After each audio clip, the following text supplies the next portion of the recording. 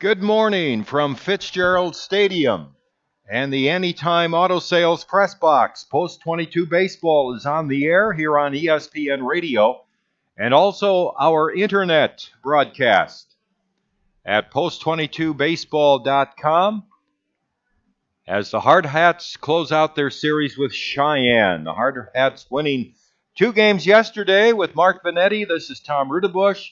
And we have a single game today starting here in about 15 minutes as Post 22 comes into the game 9-2. Cheyenne 10-5. And Mark, yesterday, Post 22 showed some power and they showed some leather. And they showed everything. It was a complete doubleheader from top to bottom. Maybe arguments could be made in the first game that only 2 out of the 3 phases of the game, hitting, pitching, and defense, of course, hitting and pitching was what propelled the team to the big win. But you look at the second game of that doubleheader, and it was everything. Pitching from Kyle McGuire and relief from Trey Eberline was stellar. You look to the hitting. Every run knocked in for the Hardhats of the 5 of them in Game 2 were all by virtue of a home run, 2 two-run home runs and 1 solo home run. And then the defense, 4 double plays turned. You and I were just ranting and raving about that all night long. Doesn't get any better than that. It was a complete effort, and here's hoping we see the exact same thing from the Hardhats today as they conclude their 3-game set. Colton Sherbinski will be pitching for Post 22. Colton got his first appearance of the season a week ago last night in Cheyenne, and he was able to pitch an inning and a third in that game, coming off a bit of a shoulder problem. And Colton's first appearance delayed because of that, but he is getting healthy. In that inning and a third last Saturday, he walked 3, didn't allow any runs, and he'll be the starting pitcher for the Hardhats in this game. And for Cheyenne, they're going to start Braxton Innes, who we've seen a lot in center field this season in the games they played against Post 22. And Braxton Innes is 1-0, and he's pitched 6 1/3 innings so far on the season for the Sixers. This is going to be a very big season for Colton Sherbinski, and unfortunately it started off with that delay with his upper body injury. You're looking for Colton to get back to what worked last year, which was throwing strikes, keeping things simple. What you're looking for out of him, especially this season, is leadership. He's one of the most senior pitchers on this team just because of how long he's been with this Post 22 organization, how many games he's pitched over the last 3 years plus. This is somebody that you're looking to potentially be an anchor of your starting rotation with the likes of Kyle McGuire, who's come onto the scene and done a great job for the Hardhats early, with a guy like Riley McSherry, who's starting to get back to what's worked for him. If you can have Colton Sherbinski contribute the way that he has and lead the way that you know he's capable of, you could have a great 3-man rotation for this Hardhats club, and that could be something special down the stretch. Well, we're talking about a lot of home runs yesterday. We had 5 home runs in the doubleheader yesterday, and that gives Post 22 now a total of 10 home runs on the season. And as we've seen a lot of home runs here early in the year, it makes me ask the question, well, what Post 22 team hit the most home runs ever? And we have to go back to 1998, and the team record for home runs, 68 in one season. So as well as they're doing with home runs here early in the season, 68 is a lot of home runs to hit, especially when you're only playing a 58-game regular season. Well, if they keep hitting 5 in a day and 5 in a game at that point, or 3 in a game, we should say, then and they're off to a pretty good pace to try and break that. But you are right, 68, that is a colossal number. I could only imagine how good that 98 team was. Obviously, this team has a lot of power, has a lot of talent with hitting the ball, so let's see. It'd be nice if they could chase history coming into their 12th game of the season. They've got 58 to go, so why not get back to work today? Mostly, it's partly cloudy right now over the ballpark. We still have that breeze that was blowing from the north last night, and it's blowing out towards right field again here this morning, so it's right out of the north. It's going to help any ball hit the right field. 62 degrees is the current temperature. It feels much warmer, though, than it did last night when we wrapped things up. That's the beauty of having a Sunday day game, is that it is a little warmer. The sun necessarily isn't shining out per se, but the light does help, that's for sure. It's definitely, like you said, a change of pace from last night, and here's hoping it stays that way because I like being comfortable in this booth. Post 22 now, following today's game, will be home on Wednesday night. That's Little League night here at Fitzgerald Stadium on Wednesday the 24th. That's a single game against Spearfish, a 7 o'clock start. Post 22 had a big win over Spearfish 18-2 to start the whole season back on the 3rd of May, so Spearfish back up here. Then this coming Friday will be the first of two games against Rapid City Post 320. That game here at Fitzgerald Stadium, a single 9-inning game, will start at 7 p.m. So single games against Spearfish on Wednesday night at 7 and Rapid City Post 320 at 7 here. And then a week from tomorrow on Memorial Day, we'll be in Pierre for a doubleheader. Pierre and Post 22, that will be a 12 noon start Mountain Time on Memorial Day, the 29th of May. So those are the next few games coming up here on our Post 22 schedule. Memorial Day in the state capitol should be a fun time. Looking forward to that. That's been Post 22 didn't go there, was it last year? I don't think, but they had gone there on Memorial Day for just a string of years. It dates back for quite a few years, and Mitch Messer alluded to that we're back to Pierre on Memorial Day. So have you been to Pierre, Mark? I have never been to Pierre. I've lived here 4 years, and I've never been to the state capitol. Well, I'm just glad that... Now, you're from New York?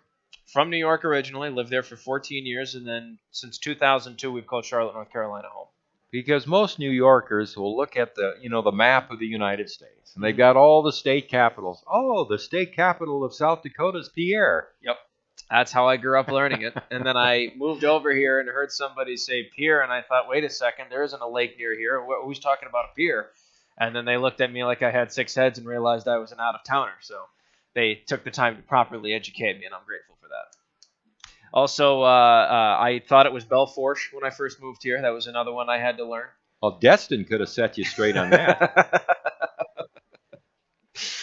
It's so funny. I'll tell you what, though, if you want a state with some messed up pronunciations, go to Michigan, because there are at least a dozen cities where my former roommate, the athletic trader in the Rush, Cody Lindhorst, who's from Traverse City, Michigan, pointed out to me, and I messed up every single one of them. Maybe got one right just out of sheer luck.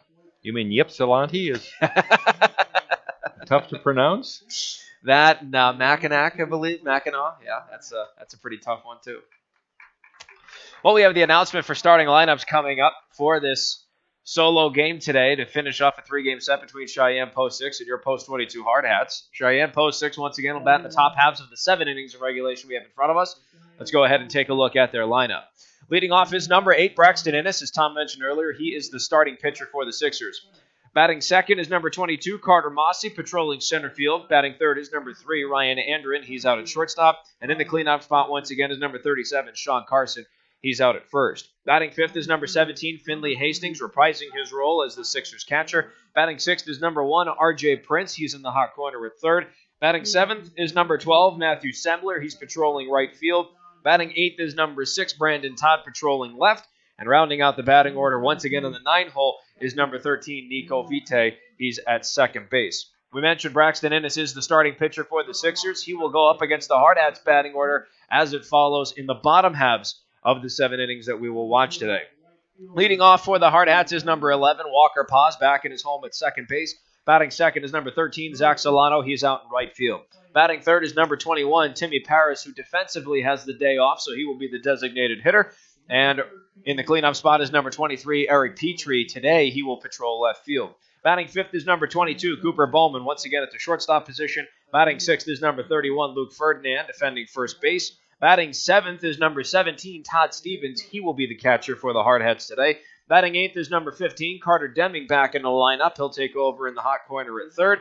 And rounding out the batting order for the Hardhats is number 12, Connor King, once again patrolling center field. Colton Trubinsky on the mound for the Hardhats, and as Tom mentioned earlier, an inning and a third pitched under his belt.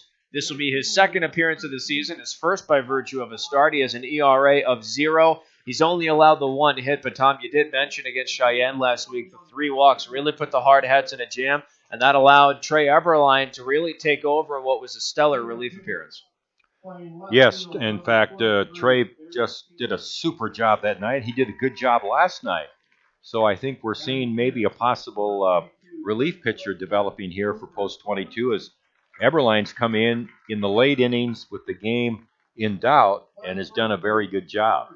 So in the inning in the third, obviously you saw 3 walks. Unfortunately, no strikeouts yet for Sherby, as they call him in the dugout. What did you see from him last week? What are you expecting in the start? Well, it was, you saw a lot of rustiness. Obviously, he hadn't pitched in a game condition like that since last year. He didn't throw. There were some close pitches again that he threw that he didn't get the call on, and so I think it was kind of justice that he got out of that with no runs against him. But he didn't throw that poorly. He just needs some innings. They need to bring him along, and he needs to get back to the form we know he can throw. So it'll be interesting to see how Colton Sherbinsky does in his first start of the season and his second appearance in relief. We'll have the United States National Anthem, folks. We'll be right back with first pitch here on the official radio home of Post 22 Hardhats Baseball here on ESPN Radio, Rapid City.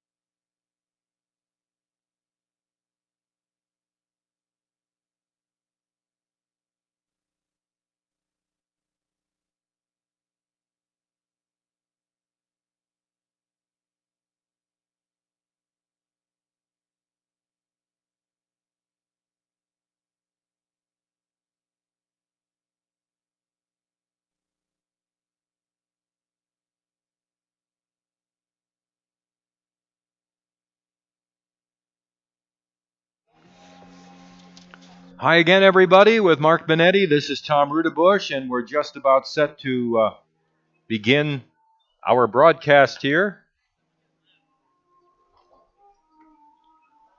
as Colton Sherbinsky takes the mound and throwing his warm-up tosses here is Colton. Really looking forward to watching him pitch. He's actually been in a couple of, at the same time, in some physical therapy sessions that I've been at Hanson Physical Therapy, so I've gotten to see Colton there too. And he's really a great young man, attends St. Thomas More High School. And I have to give his parents a shout out there. Such great people. They own the Weathered Vein gift store out by the mall, if you've ever been out there. And Marlo and Janet, 2 other young boys who are baseball players too. One other one in the Tad in the Post 22 program. Keeping it all in the family. It's great to see, and obviously Colton turned out to be one heck of a ball player himself, and like you said, an even better human being too. So Be good to see him in his home debut. I guess he wants to go into physical therapy. So he's going to do a little work at Hanson Physical Therapy during the summer when he can. It's kind of hard with the post-22 schedule as it is. But here we go with Cheyenne in post-22. Post-22 has won 4 of the 5 games so far played between the two teams. This will be the final game between the two squads. Braxton Innes, who is the starting pitcher, will be leading off for Cheyenne. A .388 hitter on the season. Leading the team in extra base hits, he has 8 doubles, 2 triples, a home run, and 18 RBIs, which leads the team. He hasn't hit all that well, though, against post-22, just under 300. He's 5 for 17. And Sherbinski's first pitch is up and away for ball 1. We're underway at 11:40 this morning, and our game time temperature 62 degrees. 1 ball on Innes. Here's the pitch on the way, and it's a ball inside, and it's 2-0. Connor King is shading a few steps the opposite way towards left center on Innes. Solano in right. Petrie in left straight away. Here's the pitch on the way, and a strike just on the outside edge, and it's 2 balls and 1 strike. Milslegel calling the balls and strikes in this game. Clyde Milslegel, Bradford on the bases. Here's the 2-1 pitch. Swung on and hit down the left field line. It's going to be a tough ball to reach. Petrie can't get to it. Bounces down towards the corner. And Innes will have his 9th double of the season to lead off here in the top of the first inning.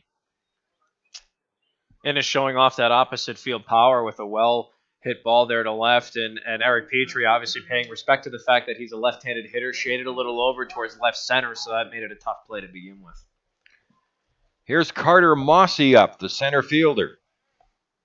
Real quick, the Cheyenne post-6 Sixers will face the defensive alignment of the Hardhats with Colton Sherbinski on the mound, paired up with Todd Stevens at catcher, Luke Ferdinand at first, Walker Paz at second, Cooper Bowman at short, Carter Deming at third in the hot corner, Eric Petrie, Connor King, Zach Solano left to right in the outfield. Swung on a foul by Mossy off to the right out of play, and the count is 1 strike. Mossy has only 16 at-bats in the season, but he has 8 hits for Cheyenne, batting .500. He has a triple and 5 RBIs. And he's 7 for 14 against post-22. A leadoff double for Innes. He stands at second base. Here's the pitch on the way, and it's swung on and fouled off to the right out of play again. No balls and 2 strikes. Yesterday in the doubleheader, he went 2 for 6. He had an RBI infield single, reached on an error, and walked once as well.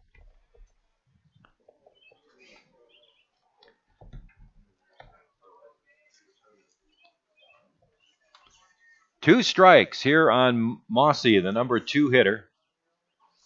Pitch on the way, is swung on, a fly ball into right field. Solano coming in, reaches down and grabs it about knee high, then falls to the turf and braces himself with his arms.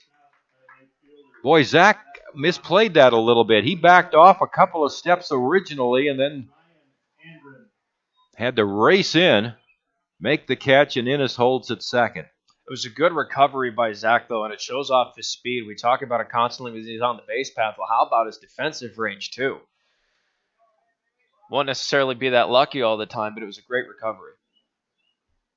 Ryan Andren, the shortstop, .378 on the season for the Sixers with 1 home run, which he hit yesterday, and 10 RBIs. And a fastball misses outside for ball 1. Andren 4 for 17 against post-22 in the series. Cheyenne is a team now hitting .362 going into the game here today. Swing and a miss. 1 ball and 1 strike. They're averaging just a shade under 9 runs per game.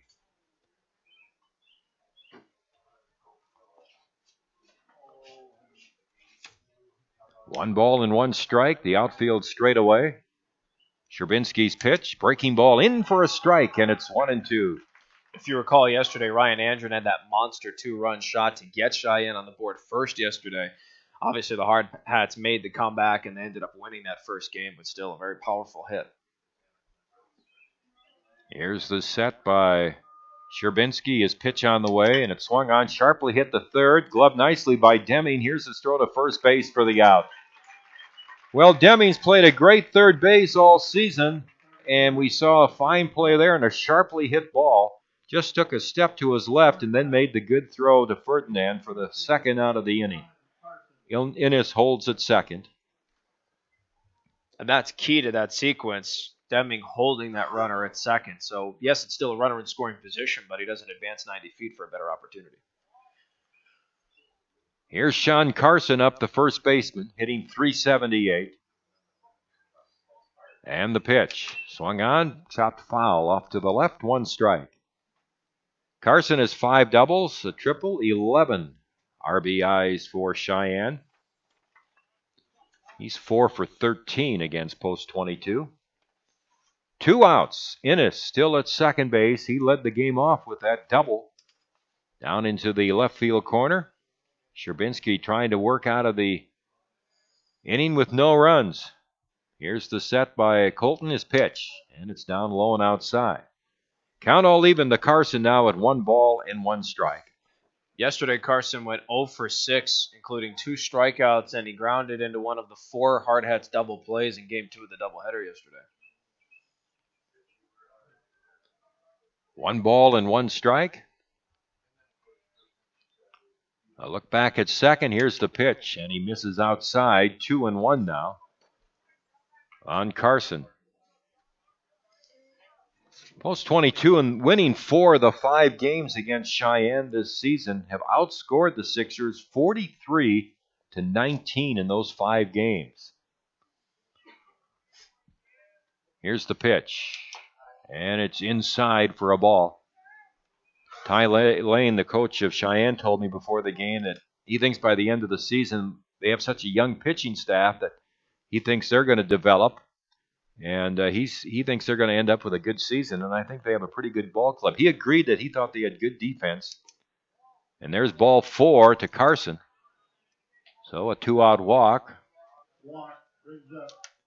Runners at first and second. Finley Hastings. Cheyenne 10-5 on the season, 4 of their losses to post 22. And the other loss to Laramie.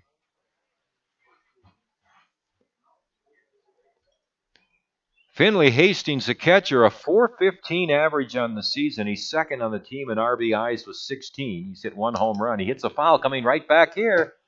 And it's 1 strike. I was ready for that one, Tom. I was ready. You're ready to try to get that dollar. That one came dangerously close to our press box, but I was ready. 1 strike the count on Hastings. Innis at second and Carson at first. No score here in the top half of the first inning. Sherbinski working out of the set delivers, and he misses down low and outside. And it's 1 ball, 1 strike.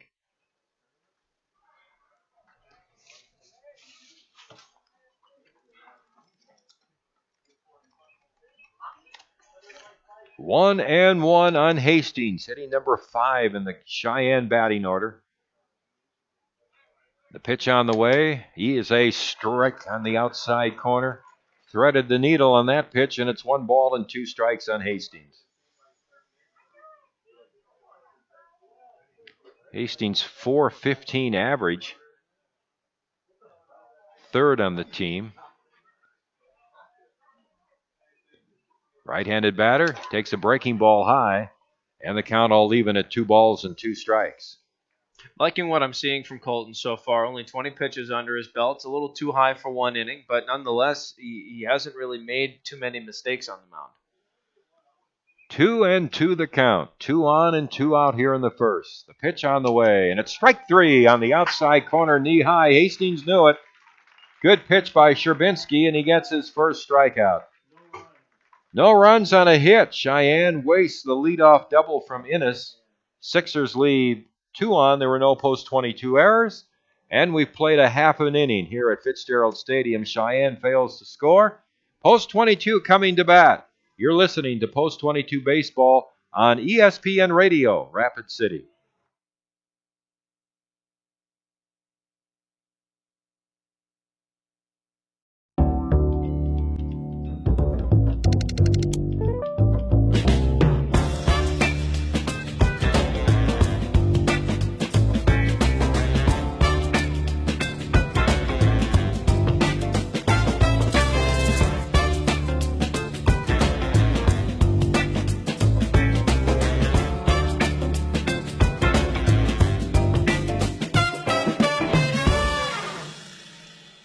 leading off here in the bottom of the first against Braxton Innes, who is making his third appearance of the season. He's got one win.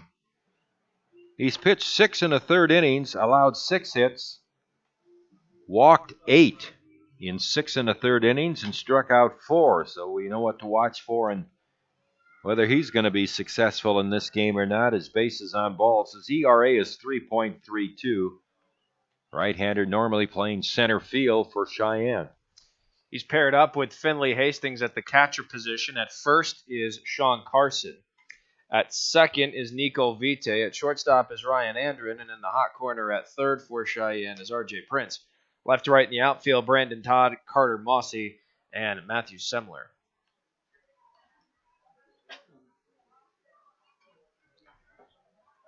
Walker Paz played his first game of the season yesterday, and Walker went 1 for 4.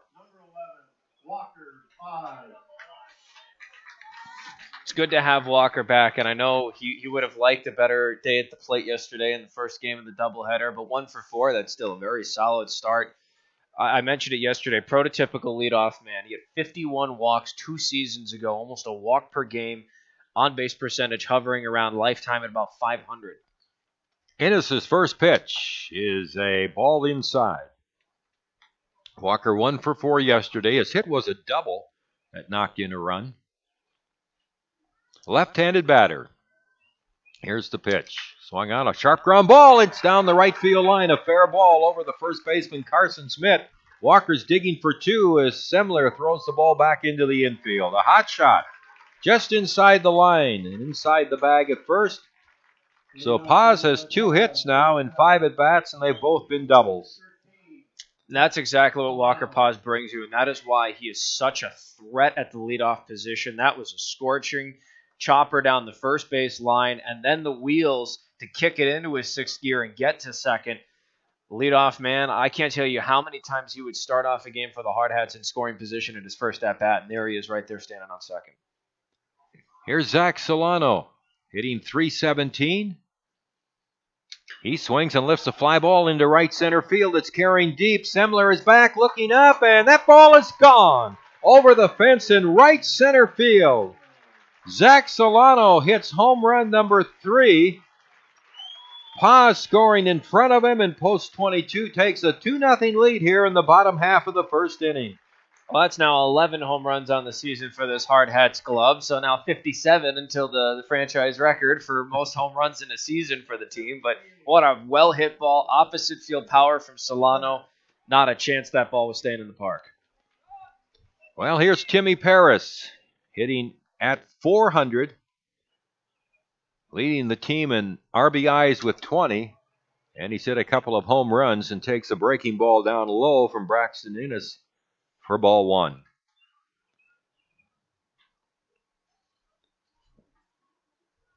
Here's the pitch. Swing and a foul back. Well, post 22 coming into the game, hitting .306 as a team, averaging 9.5 runs per game. And as Mark said, that was their 11th home run of the season as a team. There's a drive foul down the right field line. 1-2 now on Timmy Paris. So Solano with 3 home runs and Petrie with 3. Those two will be jockeying for that title all season long. And Timmy Paris, if he throws himself into the mix, that's going to be one heck of a race. Swung on a chopper towards third. It's a foul ball. Fielded by Prince behind the bag.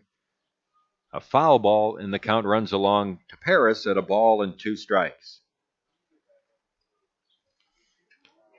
Want to say a special welcome to all of our viewers on Hardhats-TV, wherever you may be watching from today. We always like to hear from you. I understand there's a big contingent in Southern California watching Cooper Bowman. Pitch is low and outside, and boy, you have to watch on TV. You should see him play in person like we do. Whatever you see on TV doesn't do Cooper justice. He's played just fantastic, as a lot of the players have here early in the season. 2 balls, 2 strike count on Paris, and there's strike 3. Took a little speed off the pitch, got it over the outside corner, and Timmy is caught looking. So one down here in the bottom of the second. Post 22 out in front, 2-0.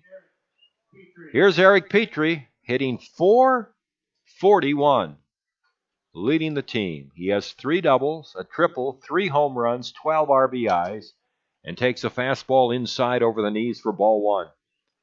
Couple of home runs for Eric in yesterday's action. 1 in each game. And takes a pitch low, and it's 2-0.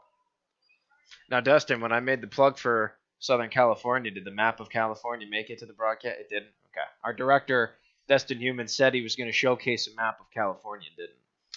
Swung on a chopper foul at the plate. And the count to Petrie is 2 balls and a strike. As the season goes on, though, I expect a data bank of every map of every state in the union, just in case. So I am bringing my State Farm Atlas, I promise, on Wednesday. Curveball popped foul off to the right. 2 balls and 2 strikes on Petrie. Cooper Bowman is on deck.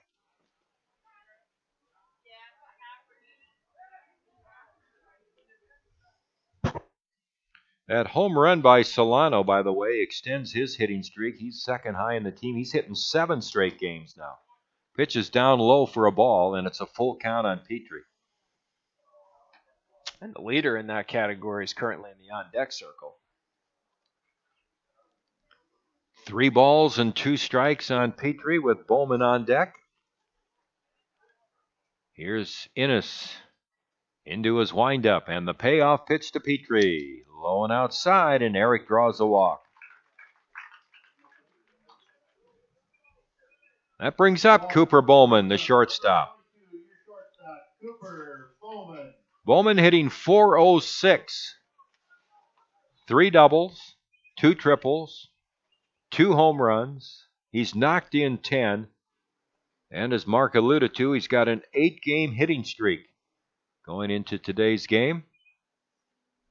He extended it to 7 in the first of the doubleheader with a solo home run. And takes a pitch on the outside corner for a strike.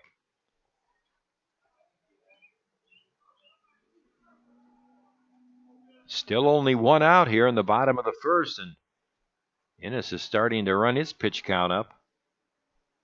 Here's the set, the right-hander's pitch. Low and outside. 1 ball, 1 strike. One thing that's been impressive about Cooper's hitting so far in the season, he's hit to all fields. Here's the pitch, and a breaking ball outside, and the fact that he has a good eye. Doesn't swing at too many bad pitches.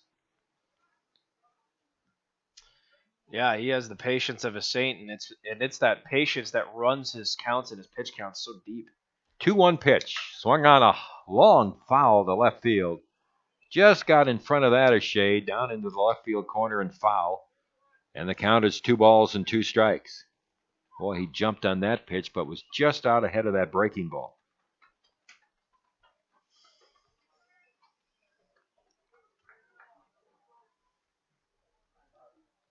Two balls and 2 strikes. A pitch on the way. Outside, the runner going, a delayed steal, and he's going to make it. The throw is backed up by the shortstop, Andren. Stolen base for Petrie. He's done that a couple times this year, a delayed steal. 3-2 now on Bowman. That was a good read by Eric on the base path. No one was covering the bag, which made the delay that much more important to how he got there. And the throw was so off track that even if there was someone on the base path, then, or rather covering the bag, he still would have been safe. It was a good read. 3-2 on Bowman with Petrie at second now and 1 out. 2-0. Post 22 leading here in the bottom of the first. The pitch on the way. Breaking ball is swung on. A chopper towards third. In comes Prince to field it. Off balance throw, not in time. Infield hit for Bowman. And Cooper will extend his hitting streak now to 9 games in a row. You know, this is Post 22's 12th game. He's got a 9-game hitting streak, but he's only failed to hit in 1 game. He's hit in 11 out of the 12. And here's Luke Ferdinand up the first baseman. Runners at the corners now, and 1 out. The pitch is swung on, a high fly ball into left center field. Mossy is over to field the ball. Tagging up is Petrie. He's coming home. He'll score on a sacrifice fly for Ferdinand. Luke drives in his 5th run of the season.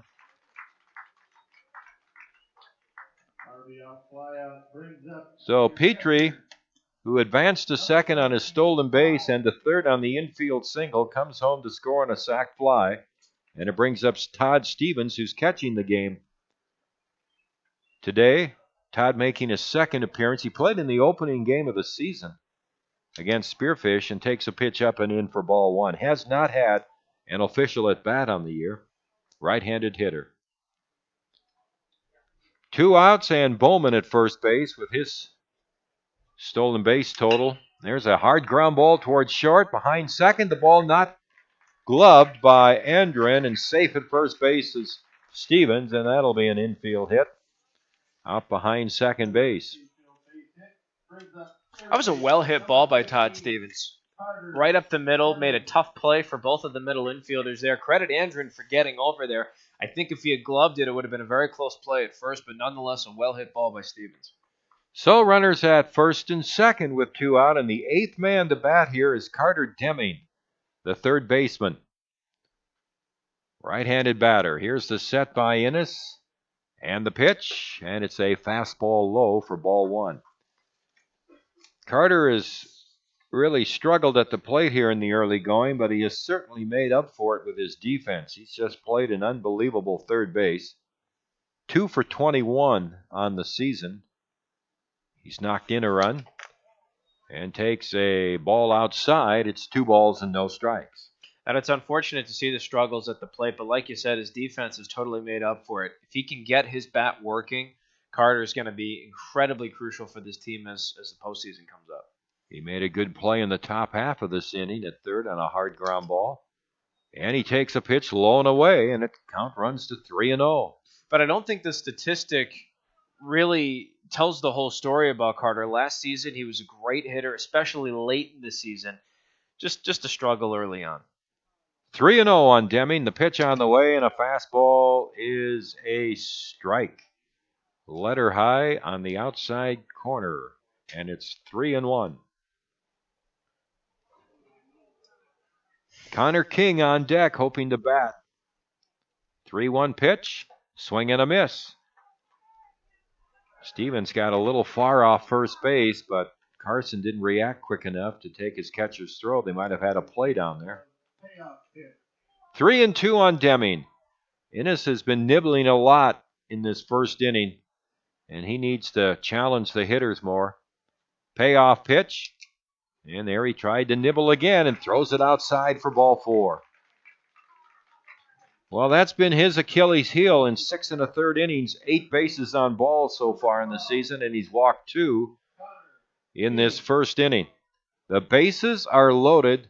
2 outs for Connor King, the left-handed batting center fielder, hitting at .316.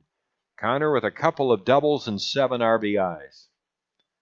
Innes winds and fires. Fastball drilled out into right center field. That's going to clear the bases. It's going to roll all the way to the warning track in deep right center field. In to score is Bowman. Stevens behind him. Here comes Deming to score. A 3-run double for Connor King to right center field. His 3rd double of the year gives him 10 RBIs. 6-0 post 22 here in the bottom of the first inning. What a well-hit ball by Connor King, and I love what I'm seeing from this guy at the plate. Particularly yesterday, I mentioned with runners in scoring position, he entered yesterday batting .750 with someone on either second and third. He is going to be so lethal in that 9th spot if he keeps that up. Here's Walker, paws up, and the pitch is a breaking ball strike on the outside corner. You know, I was just talking about Innes not challenging the hitters. Well, he challenged Connor King there with a fastball on the first pitch, and Connor really laid into it. Fastball left right over the plate. There's a pop-up by Paz. This might be playable. Prince, the third baseman, over near the dugout, and boy, he just watched it. I don't know what Prince was doing, the third baseman. He looked at his catcher to have his catcher run over by the Rapid City dugout with his back to the ball when the third baseman is coming in on it. That's an unfortunate miscue for Cheyenne. You got to take ownership of that fly ball, regardless of which one's going for it. You've got to call your man off. That's the third baseman's ball all the way. 2 strikes to count on Paz. Here's the pitch on the way. And it's in the dirt, a wild pitch, and back to the screen, and Connor King goes to third.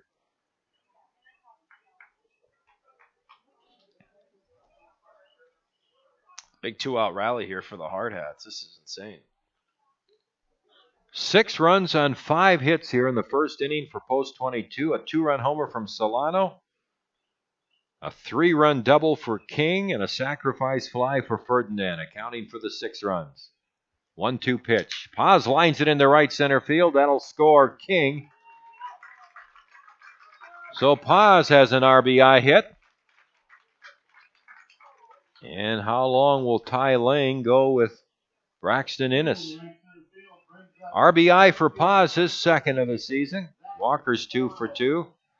7 runs on 6 hits here in the first inning for post 22. And now here comes the coach for Cheyenne out of the first base dugout.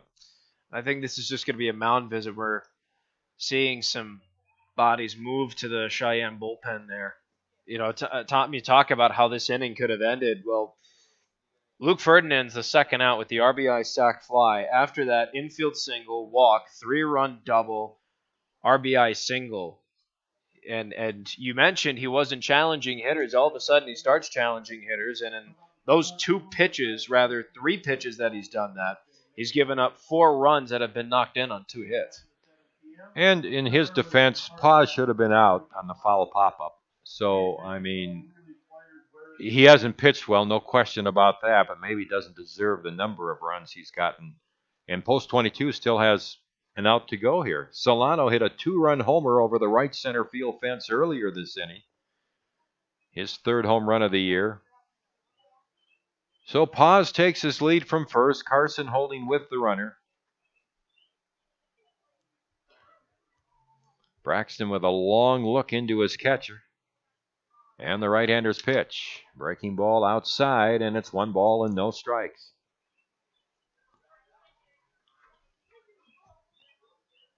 Innes just not pitching with any confidence right now.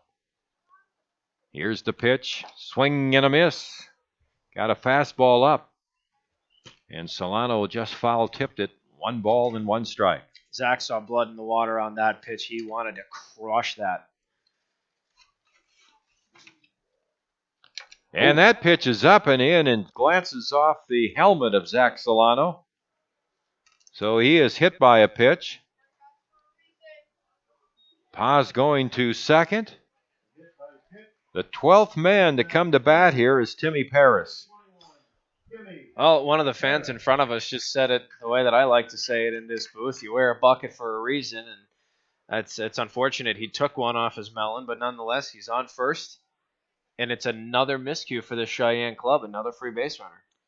Timmy Paris called out on strikes earlier in the inning. Here's the set by Innes. The pitch on the way, and that breaking ball misses inside.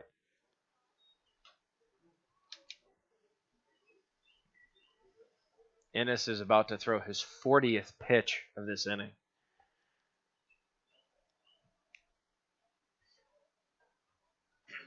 And the pitch. Breaking ball strike. 1-1 on Timmy.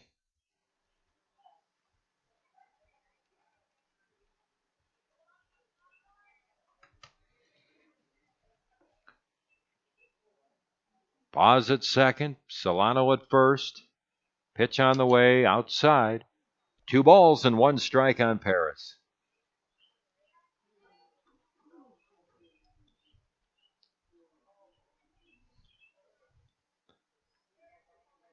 Well, this Cheyenne team will go and improve as the season go on, but their pitching is the area that's going to have to improve. There's a roller towards third. Here's the throw to first base by Prince for the out, and that retires the side. So Paris out third to first, but Post 22 sends 12 men to the plate in the first inning, scoring 7 runs on 6 hits. No Cheyenne errors and 2 men left on base. 1 complete here from Fitzgerald Stadium.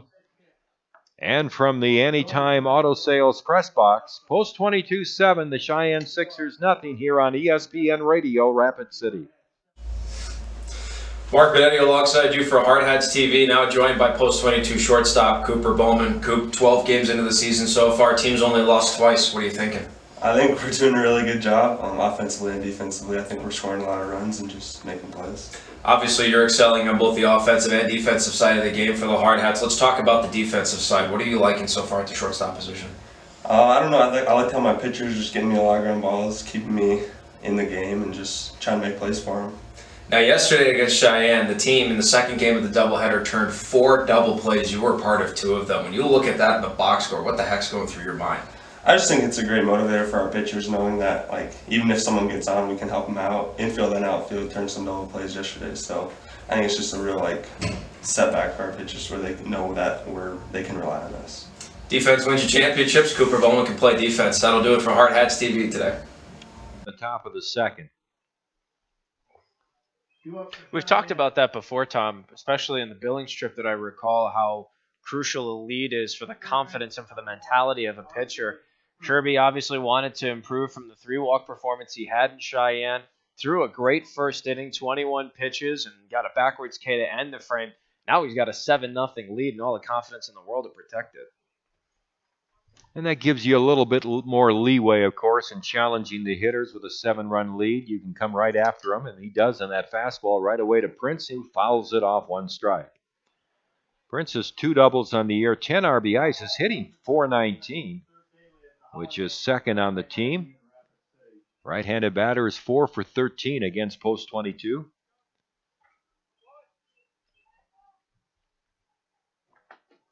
Here's the pitch on the way. In there for a strike, and it's 0-2.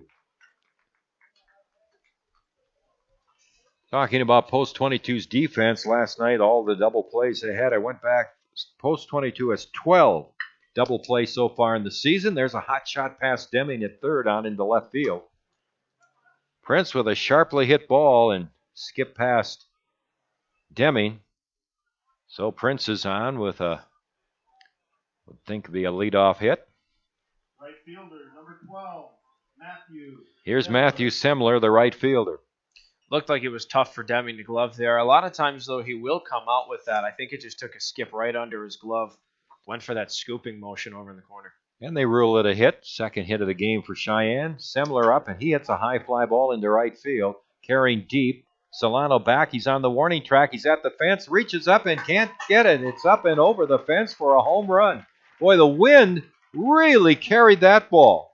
I thought that was going to be a routine fly ball to right when it left the bat, but it got up into the wind, and Matthew Semler hits a 2-run homer over the right field fence. Prince scoring in front of him, his first home run of the year, 13 RBIs for him now, and it's a 7-2 Post 22 lead. You were not kidding about that wind, and you look at all 3 flags right now over the scoreboard. They're flying to right field. Definitely some help from the elements there for Semler to get Cheyenne on the board. So here's Brandon Todd, the left fielder, number 8 hitter, had .238 on the season, 2 doubles and 9 RBIs, and he checks his swing at a breaking ball low and outside. So Cheyenne knows what it's like to trail Post 22 7-0. Here's the pitch and a foul back to the screen. That's how they won their game a week ago today in Cheyenne. They fell behind 7-0 in the 5th inning, rallied and beat Post 22. 12-7 was the final in that game a week ago today. 1-1 pitch. Little pop fly foul out of play to the right. And Sherbinski ahead on the count, a ball and 2 strikes. Mentioned Post 22's 8 errors on the season they've committed in their first 11 games. 12 double plays. When your double plays are greater than your errors, that is a coaching stat that they love. Strike 3. like a slider over the inside corner. And Todd is called out. Sherbinski's second strikeout. Good for Colton to get back to what worked. Locate his fastball, challenge the hitter inside, and now that's 2 batters on an inside pitch that he is frozen solid in that box. So good to put the 2-run homer behind you, get the backwards K in the book, and go right back to work. Here's Nico Vite, the second baseman, batting 9th in the order, and he loves post-22 pitching. Swings and misses. 1 strike. 6 for 11 against post-22 in the first 5 games, plus 4 walks. Didn't you say he had an on-base percentage of over 800 or something? Well, I was kind of making a point. I don't know if it's exactly 800, but it's well over 500. It's probably, with 4 walks and 6 for 11 at the plate, it's probably close to 800 mark. He hits a ground ball foul outside of third. 2 strikes on Vite. 7-2, post-22 leading. We're in the top of the second.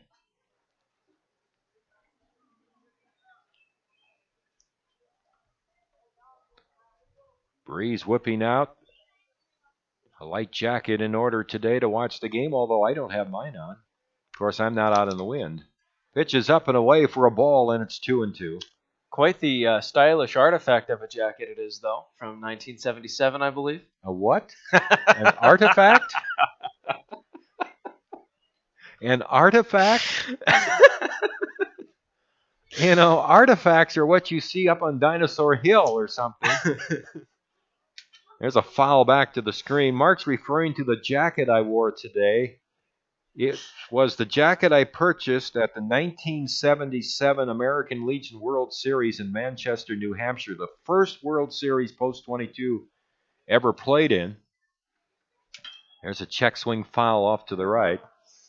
And this is the 40th anniversary of that year. So this artifact, which I am wearing, is in excellent condition. Yellow with blue sleeves. Quite a few players and parents and fans came back with those jackets. 1-2. Artifact. Here's the pitch. Swing and a miss at a high fastball. Vite strikes out. Third strikeout for Colton Sherbinski. 2 outs here in the second. And it brings up Braxton Innes, the pitcher. We'll see if he's out on the mound in the next inning. The right-hander's been throwing down in the bullpen for Cheyenne. Innes doubled into the left field corner his first at bat, but was stranded at second base. Left-handed batter, and the pitch by Sherbinski. Fastball up and away. 1 ball, no strikes.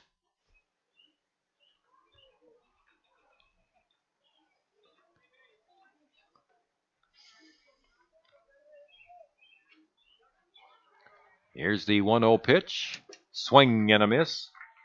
I'm working on a project with Post-22 and Coach Dave Plouffe and Pat Hall. And tomorrow I kind of interview Mike Paris and Kelvin Torvey, who both were on that 77 team. And they both had those jackets. Pitch low and outside. 2 balls and a strike. I'll look forward to that. Mike is the athletic director at Sturgis High School. And Kelvin, of course, moved back here a year or so ago, assistant coach in the Post-22 staff, head coach of the Bullets. Played with my beloved Twins. How would you like one of your best friends to play with one of your teams? Pitch is low and outside. It's 3-1 now on Innes. 7-2. Post-22 scored 7 in the bottom of the first, and Cheyenne has scored 2 here in the top of the second on Semler's 2-run homer. 3-1 on Innes. Colton Sherbinski's pitch is a high fastball. So a walk for Sherbinski is his second. You can still see a little rustiness in Colton. Mossy coming up, but he's throwing the ball better today than he threw last Saturday in Cheyenne. Actually, the fly ball he gave up to Semler for the home run was just that, a fly ball that the wind got a hold of and pushed over the fence. High fastball to Mossy. He's been up, though, with a lot of his pitches, especially his fastball today. Mossy flied to right his first at bat. Ferdinand holding with Innes at first base. And a throw over there, and the runner is back. And for Colton, for as tall as he is, it's about getting that downward motion on the ball so that it doesn't ride up so high.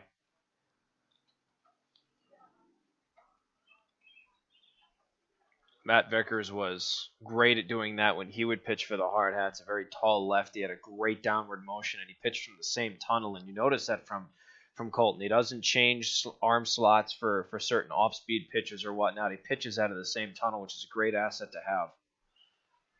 1 ball and no strikes to Mossy.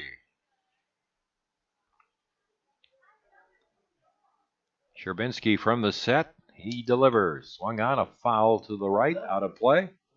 And the count is 1 ball, 1 strike.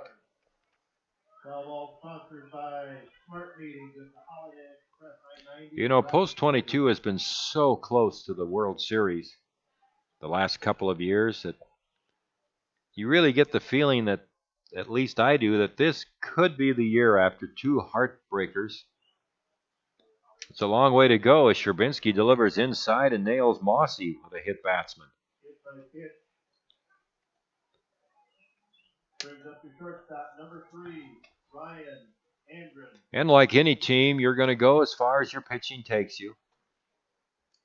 You can have a great hitting ball club, but once you get into the regional, the national regional, boy, you see some good pitching, and that can neutralize hitting a lot of times. But if you've got the depth in the pitching that can go 3-4 games out, boy, that's such an advantage, and that's one thing Post 22's had through the years, depth in the pitching. Ryan Andren up, the shortstop. He takes a strike on the outside edge from Sherbinski. It's been a long inning for Colton since he got those 2 strikeouts. Andren grounded out to third. Good play by Deming on a hard-hit ball in the first inning. Pitch on the way is fouled back. And Sherbinski ahead 0-2. He got that pitch up a little bit too, and Andren had a pretty good cut at it.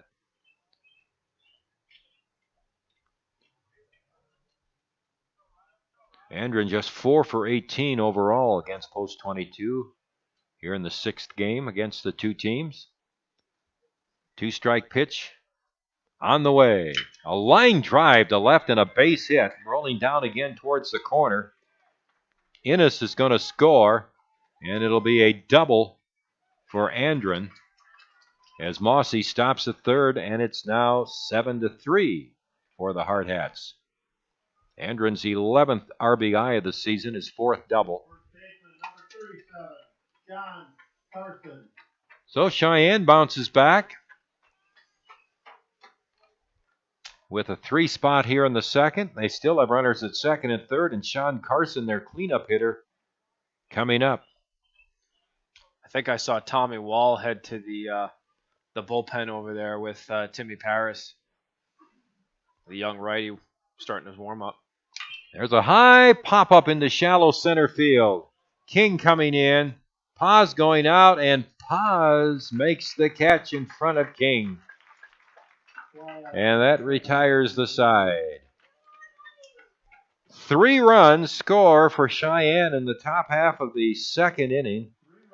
3 hits, no Post 22 errors, and 2 men left in scoring position. So Sherbinski able to avoid any other damage. Hardhats 7, Cheyenne Sixers 3 here from Fitzgerald Stadium. You're listening to Post 22 Baseball from the Anytime Auto Sales Press Box here on ESPN Radio, Rapid City.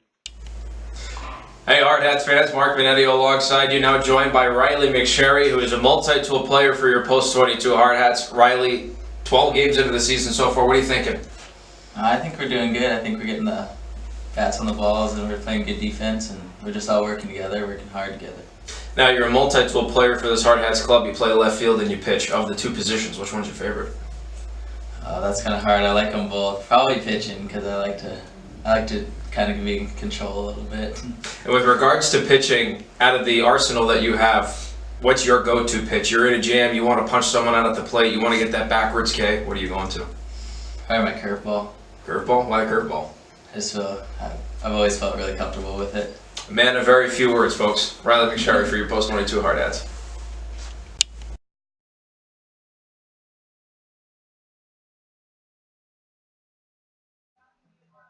And that will be Friday at 7 o'clock, a single 9-inning game. Farmers Insurance involved in that. Eric Petrie.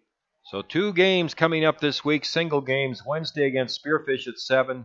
Little League night. Friday, Food Bank night against Post 320 at 7. Eric Petrie looks at a pitch on the low outside corner for strike 1. Petrie walked and scored in the first.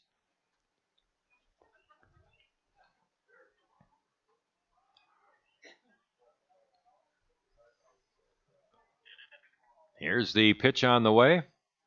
Low and outside. It is 2-0. Boy, Innes has really struggled. He's tried to nibble on that outside corner. Then when he's gotten the ball out over the plate, he's been hit pretty hard. So he's really struggling right now. 1 ball, 1 strike. Here's the pitch on the way. Bouncing ball to third, and it's off the get of Prince and goes into left field for an error as Petrie takes a big turn at first, but will hold up. So the first error of the game to the third baseman, Prince, and that'll bring up Cooper Bowman, the shortstop. Going back to the comment you made about trying to go for that outside corner for Innes, that's normally not an issue, but that's if these hitters are going for that and if they're whiffing every time. They're letting that pitch go. Maybe they've swung on it once or twice, and that's, insanity is doing the same thing and expecting a different result every time, and that's exactly what we've seen right now.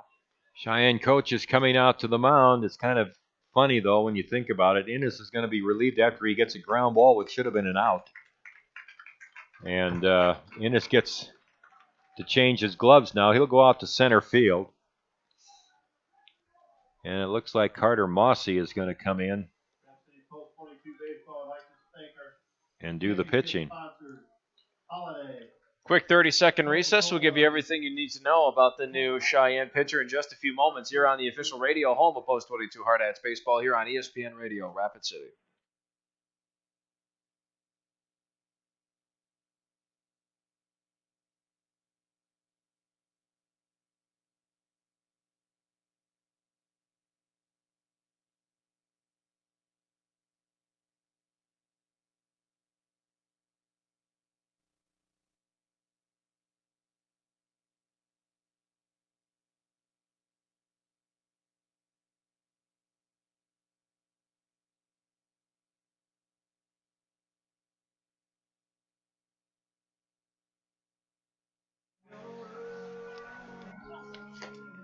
Braxton Innes is going to stay in the game, and he is going to go to center field.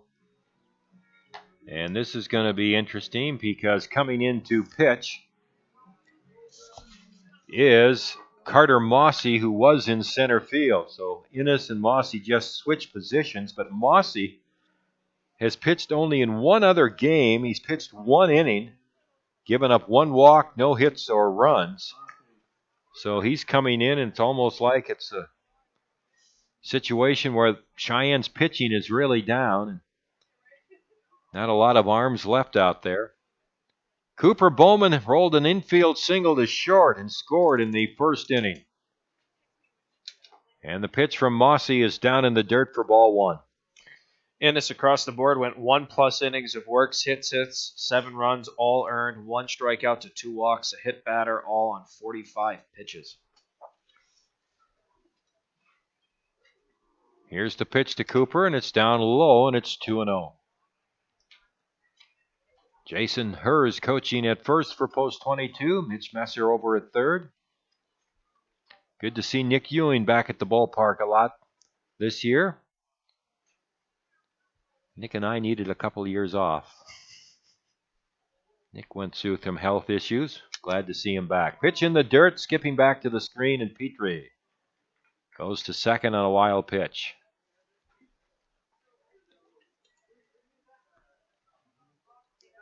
I've always thought that if I had a ball club and I'm going to get beat in this situation, I'm going to get beat by the other team beating me. I'm going to throw and challenge the hitters and hope my defense can make some plays.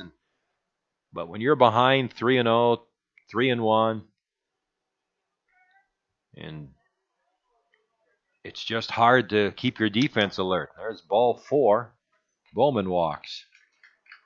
I don't think I could have said it any better. You are absolutely right. If you're going to lose, then do everything you can to make the other team try to earn the win. These free batters, free base runners, errors, you're just shooting yourself in the foot. It's the third walk given up by Cheyenne pitching, plus a hit batsman. Here's Luke Ferdinand taking a pitch up and away for ball one. Ferdinand had a sacrifice fly to left center his first at bat, knocked in his 5th run of the year. The left-handed batting first baseman for post 22, who leads 7-3 here in the bottom of the 2nd. Look at that pitch. Outside. Again, Mossy just trying to somehow clip that outside corner, and he was about 6 to 8 inches outside. If not a little bit more on that pitch. Here's the pitch. High ball 3.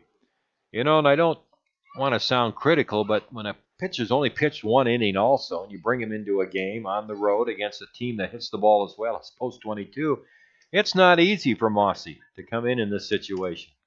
No, it's not. And it takes a tough mentality to come into that situation and try and succeed. You talked earlier about how if you are a pitcher in that scenario, you want to attack. Well, that's the precedent that you need to set right now. You're coming in at a tough scenario. You have to assert yourself on the mound, and trying to go for the tic-tac outside pitch, trying to make them chase the high heat, that's not going to get it done. Pound that ball inside and make the guy work for it. 3-0 pitch here to Ferdinand is a strike on the outside corner. And I can see if you're ahead 0-2, get ahead 0-2, I can see Niblinger doing something like that and trying to get a bad swing from a hitter. But the nibbling, for the most part today, has started on the first pitch to a hitter. That pitch is low, and Ferdinand walks to load the bases. So the error, and then 2 bases on balls by Mossy now, and here's Todd Stevens, the catcher. His first official at bat, he got an infield single out behind second in the first inning. He has a great chance to deal some serious damage here because his infield single was a well-hit ball. So if he makes some good contact again, Hardhats can be putting in more runs. Here's the pitch. And it's down in the dirt for ball 1. And again, not even close to the strike zone. You know, a lot of pitching coaches preach, but you get ahead on the count. And you do that by either throwing good pitches or challenging hitters in the opening pitches of a batter. Pitch is blown outside, 2-0. And with respect to good pitches, we haven't seen much variety. I think we saw a couple of off-speed pitches from Ennis. We've just seen straight fastballs from Mossy here. So not much of an arsenal for both gentlemen to work with.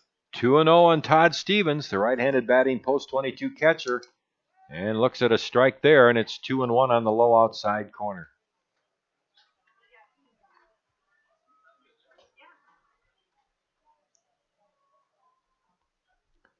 Two balls and a strike. Here's the pitch. A drive in the right center field. And that is going to clear the bases also. Petrie scores. Bowman scores. Ferdinand is going to score on a 3-run double for Todd Stevens, the right center field. First extra base hit for Todd this season, his first RBIs. 10-3, post 22 leading here in the last half of the second. What did I say earlier? All he needed to do was make some great contact because his first hit was a showcase of great contact and great power. How about that hit? Right into the right center field gap, all the way to the wall, and no doubter. And Todd wanted to go for 3, too, but he was given a heavy stop signal by Coach Messer, so he stands on second with the ribby double. Carter Deming walked and scored in the first inning. Here's the pitch by Mossy, swing and a miss for strike 1. This is a big at-bat here for Carter. Obviously, the pitching for Cheyenne struggled a bit. So now you have the confidence of knowing everybody else on your team's been able to get a hit. Here's hoping you can get yours. Here's the pitch, and it's a high fastball, 1-1.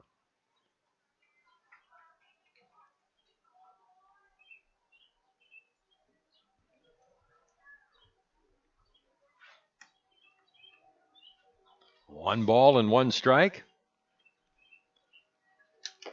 And a strike on the low outside corner. Deming did have the walk the last time he was up, so he's been on the base path already. Behind now 1-2. 1 ball and 2 strikes on Carter. Here's the pitch. Struck him out. A foul tip into the mid of the catcher, Hastings. And there's a strikeout for Mossy. 1 down, and that brings up Connor King, who had a 3-run double to right center in the first inning. Let's point something out here. First out of this bottom half of the second. It took 5 batters to get there.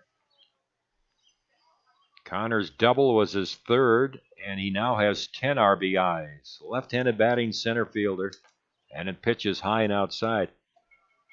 Need to talk about Connor's defense, too, in center field this year. He gets an A+. He's made 2 shoestring catches this year with men on base. 1 ball and no strikes. Here's the pitch, and it's low for a ball. We were talking earlier about the 68 home runs hit by Post 22 in 1998. And coincidentally, you might figure this out, that was the year they averaged the most runs in team history, 11.2. Post 22 came into today averaging 9.5 as King takes a strike at the knees.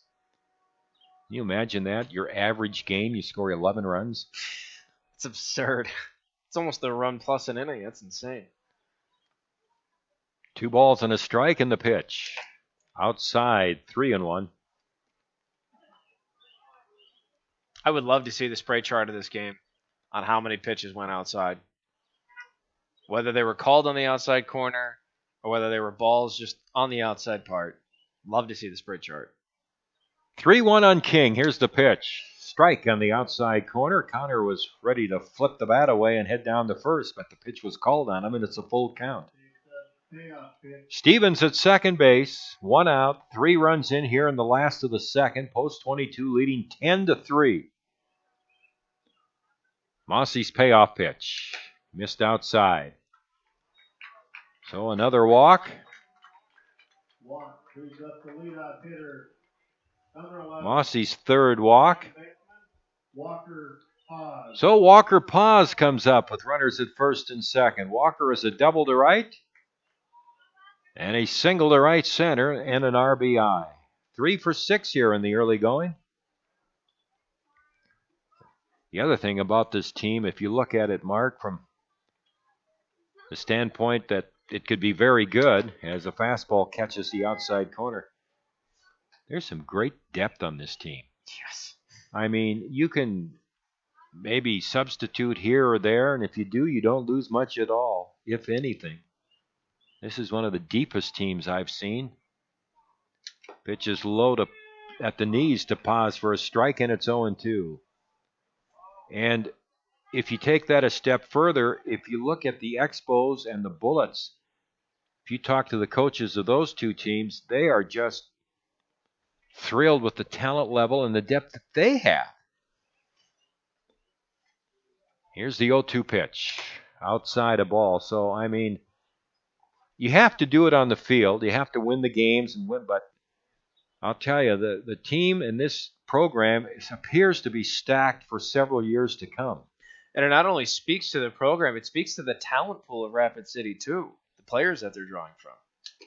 There's strike on the outside corner. I think Walker knew that pitch was a strike. He didn't agree with one a couple of pitches ago, but Mossy gets his second strikeout there. 2 down. And Zach Solano coming up. But again, going back to the point I made, you look at Harney Little League, Kenyon Lake Little League, Rushmore, Timberline. These Little Leagues are cranking out some unbelievable players that are coming up through this Post-22 organization as they get older. It's good on Rapid City that the baseball is that fantastic. Pitch is down low, squirts through the legs of the catcher Hastings, and the runners move up. And I don't want to take anything away from what you just said, because that's true. But I will add this. It changes when you get to the Post-22 program. That is where the players really take the leap ahead and grow. And when you look at this coaching staff and the players they've developed, which I remember missing the last 2 years, but thinking back to these 15-year-olds that I saw coming up and where they are today, this coaching staff deserves a lot of credit for the type of development they're creating with these players. As Solano takes a pitch outside. Yes, I mean, we have a great Little League program, But I'll tell you, when you look at other Legion programs, there are very few in the country that can compare with the post-22 development, the way they run the program, and it all started, of course, with Dave Plouffe. Pitches outside a ball, and it's 3-0. And it's what they're preaching, and it's what they're coaching. We talked with Coach Messer earlier how they were speaking about today's opponent, Cheyenne, trying to roll double plays. They're practicing hitting ground balls. Well, post-22 is hitting so many home runs because that's what they're practicing. Strike at the knees to Solano. They're preaching exit velocity. They're preaching power, patience at the plate to draw in that power. They're preaching all the right things that need to be done, and good on the kids for executing it. Here's the 3-1 pitch. Strike 2 at the knees, and it's a full count on Solano. The payoff pitch.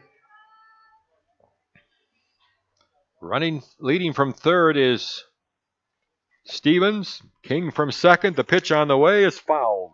Off to the right, and the count runs along at 3-2 on Solano. A couple of RBIs on the bases here for Zach, who had 2 on his home run in the first. He has 13 on the season now. That puts him in second place on the team right now in RBIs. Hard ground ball. Third baseman Prince moves to his left to field this one nicely and made a good play and throws out Solano. Good play that time by R.J. Prince at third base. Cheyenne gets post-22 finally retired. Hey, Art. But 3-run score for post-22. They had just the one hit in the inning. That was the double by Stevens to clear the bases. There was a Cheyenne error and 2 men left on base. 2 complete.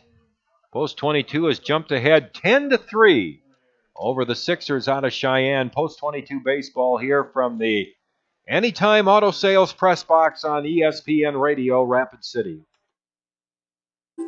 Great faces, great places. Wet paint? Yep. And around here, when great places need a little love, great faces band together. Each year, First Interstate Bank employees help local organizations put a fresh coat of paint on homes of those in need. A small gesture, perhaps, but one that puts smiles on faces and strengthens bonds in the places we serve. First Interstate Bank. It's you and I together. Free admission to all Little League players wearing their team jerseys. Hardhats fans, Mark Vanetti alongside.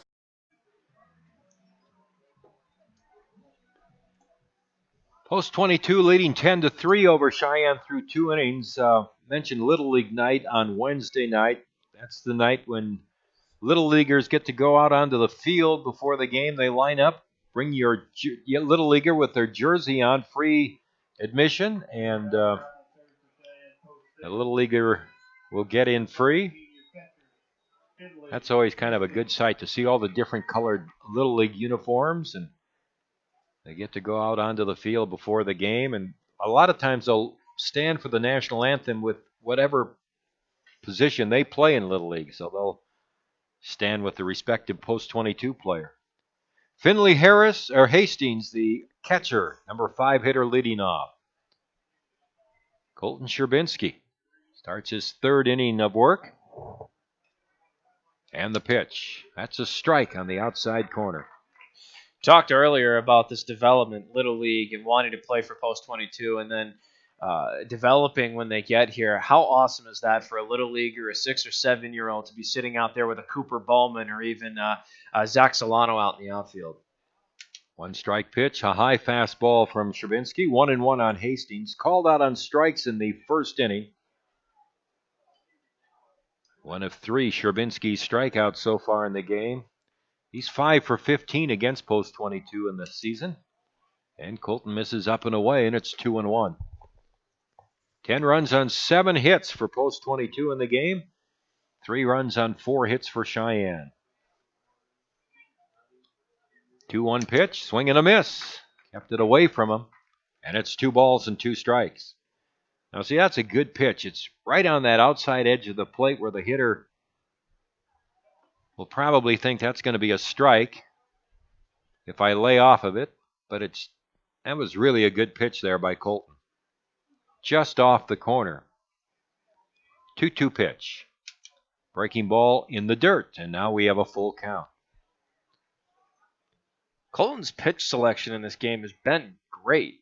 You know, we talk about the Cheyenne pitchers and how they just overbeat that outside corner. Colton's varied it up so where he can actually utilize the outside corner when he tries to pitch there. 3-2 pitch. Foul back. And the count runs along at 3-2. And that goes back to what I talked about earlier. You know, if Cheyenne's using the outside corner in the right way, it's not an issue that they're trying to pound it, but they're just sticking with it and they're not getting those calls. Sunshine over the field here at Fitzgerald Stadium. A swing and a miss. Sherbinsky strikes out Hastings to start the third. Colton's fourth strikeout. Again, he kept that ball away. Here's R.J. Prince, the third baseman. He started that 3-run rally in the second inning with a single to left.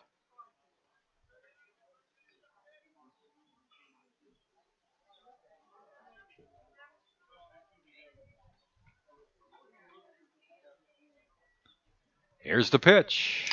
Ground ball hit to second base, fielded by Paz. And the throw to Ferdinand for the out, 2 down.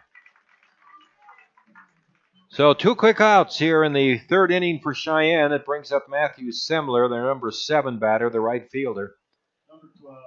He hit a fly ball to deep right, which the wind took over the fence for a 2-run home run in the second inning. He hit it well, but the wind definitely helped it out. So Matthew got his first home run of the season for Cheyenne. 13 RBIs now. Here's the pitch. Breaking ball in for a strike. What a pitch from Sherbinsky. That was insane. No balls and a strike.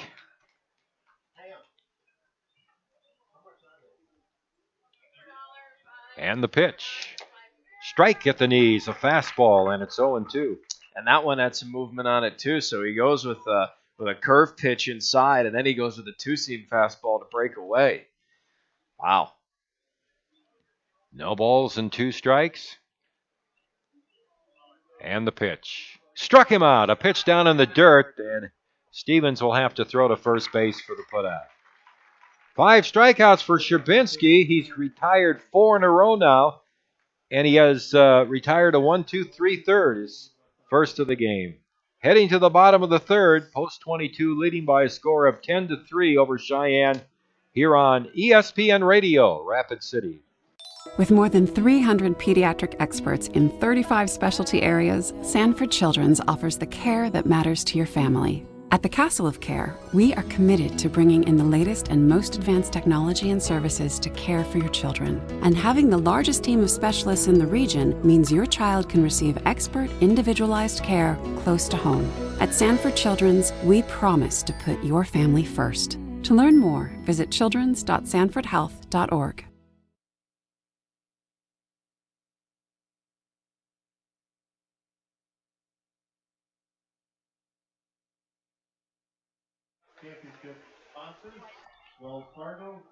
The last half of the third inning.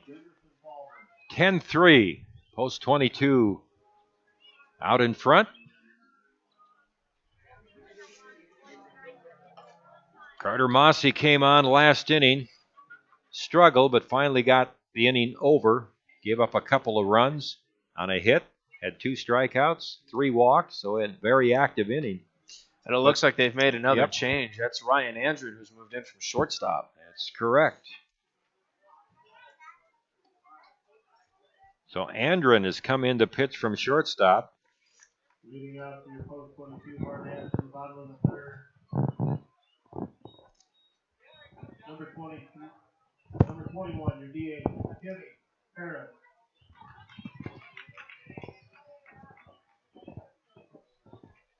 Timmy Parris leading off for Post 22 here in the last half of the third inning.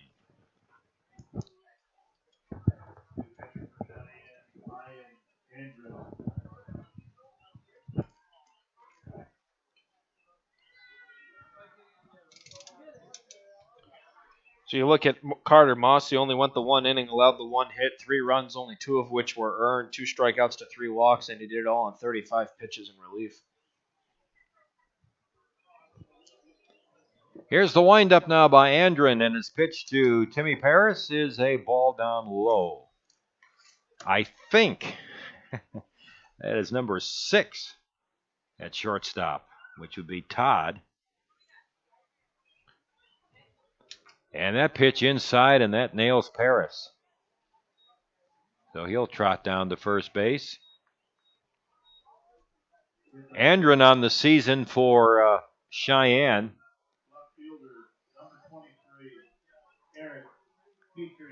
Has not pitched. And Timmy Paris says, I understand that. Here's Eric Petrie. That'll loosen you up in the batter's box. Eric has walked, reached on an air. He scored twice. And a strike over the outside corner.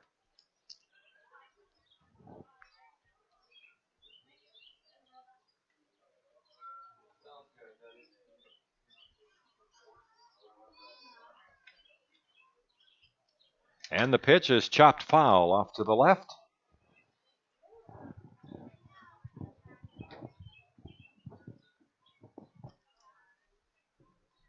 No balls and 2 strikes. Carson holding with Paris at first base. Here's the set and the pitch. Low and outside. 1 ball and 2 strikes. Cooper Bowman on deck. 7 in the first inning for Post 22. 3 in the second. Cheyenne scored all 3 of their runs in the second. Here's the pitch. A line drive to left and a base hit. Stopping at second is Paris. Runners at first and second. So Eric has his first hit.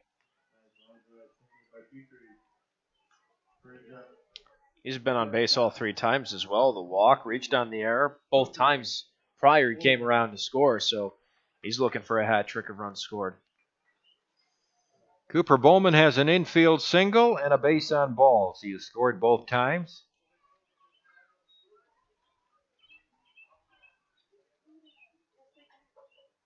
Here's the set by Andren. And the pitch on the way. Very high for ball 1.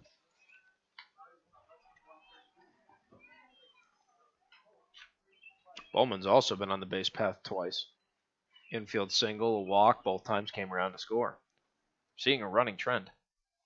Here's the set by Andren, his pitch, and it's high. Well, Ty Lane doesn't have any pitching left, and that's a tough situation to be in. And it's going to be Ryan Andren trying to forge ahead for Cheyenne here. Here's the pitch. High and tight, and the count goes to 3-0. And again, you have to feel for a guy like Andren who hasn't pitched yet this season to come in this situation. 3-0 on Bowman. Here's the pitch. Way outside, ball 4. And the bases are loaded.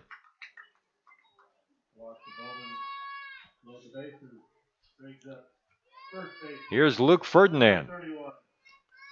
Well, if we're talking about running trends, the last time the bases were loaded, the last 2 times I should say, the next batter ended up hitting a bases clearing double. So now it's on Luke Ferdinand to keep that one rolling. Luke has a sacrifice fly and a walk and a run scored. And the pitch is up for ball 1. 1 ball, no strikes. The outfield is left fielder just a step or so towards left center. And the center fielder, Innes, is just shading a bit towards left center, a step or 2. And the pitch outside, 2 balls and no strikes. Statistically, we've only had 3 strikes thrown in this inning. The 2 strikes called to Petrie and then his single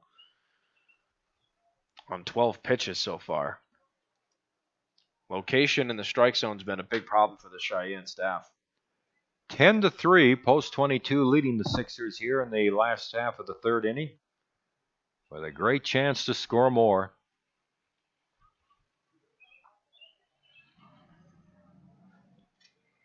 Here's the set and the pitch.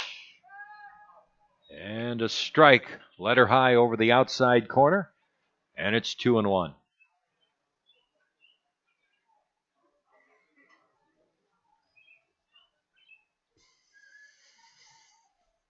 First baseman Carson up on the grass as his third baseman Prince. Ferdinand takes the pitch outside, and Luke has a count of 3-1.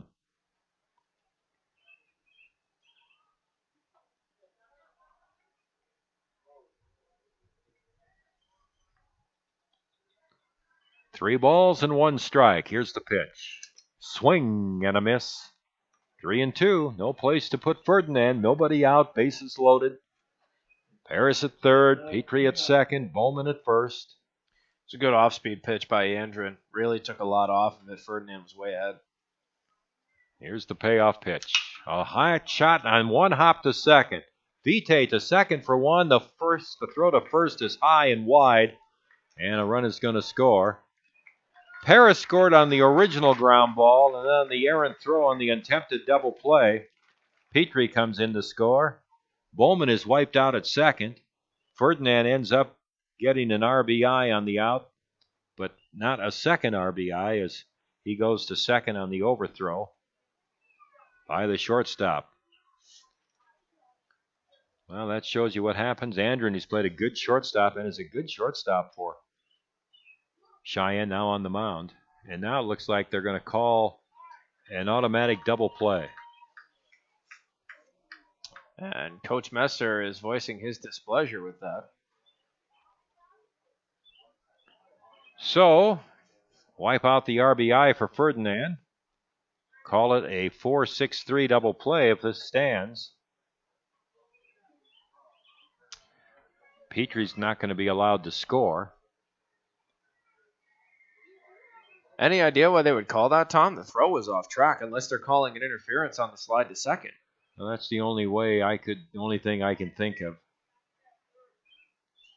Petrie's got to come out of the dugout and go back to third base. So one run did score to make the score 11-3. And then Petrie has to go back to third base, and they need to subtract a run from the scoreboard. That's an unfortunate break for this Hardhats club.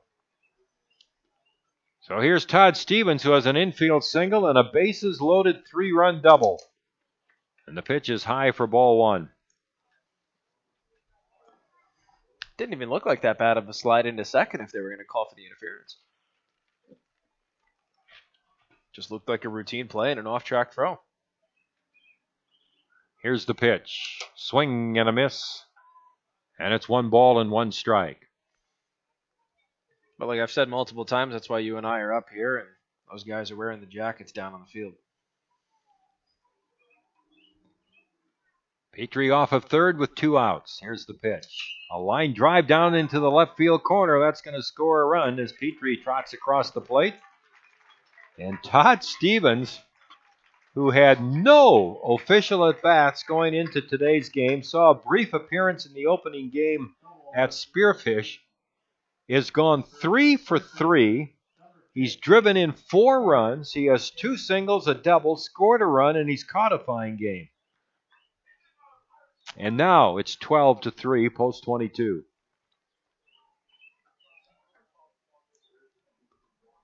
And the batter is Deming. He bunts it towards third, a good bunt. And Prince can't make the play. I think they might give Carter a hit on that. I would if I was the scorer. That was a very tough play to field, and they do give him the hit. That's a bunt single. So Stevens to third. Deming has a bunt single. That's the 3rd hit of the inning. 10th hit of the game for post 22. They lead 12-3 here in the last of the 3rd inning. And here is Connor King, who has a bases-loaded clearing double in the 1st and a walk in the 2nd. He pops one up off third base and out of play. 1 strike. And that's something that Carter can do well. Also, we talked about Justin Kramer and how he can perfectly lay down a bunt. Carter's bunt game is very strong, and obviously you saw it right there. Here's a throw to first base, and just getting back is Deming. But it goes back to something that I've mentioned at the start of the season. If something's not working for you, go back to what does. And for Carter, obviously the bunt did. Hitting's been a problem, so bunt for a hit if you can.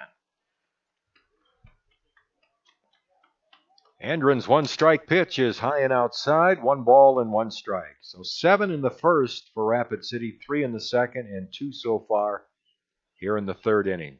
12 runs on 10 hits. 1-1 the count on King. Here's the pitch. Down and in for a ball. The runner going to second, and he's going to make it. Hastings couldn't block the ball and keep it close enough. So Deming advances. Tough pitch to handle for the catcher down in the dirt. 2 balls and a strike. That was alert base running, though, by Deming. When he saw the ball was a few feet away from the catcher, he took off. 2-1 pitch. Foul back. And it's a 2-ball, 2-strike count. You made the comment earlier about the depth of this post-22 team, and I look at Todd Stevens and that double that he hit. This is a powerful lineup, Tom. This is going to be a great season. 2 balls and 2 strikes with 2 outs. Here's the pitch on the way. That skips to the plate, and we have a full count now on King.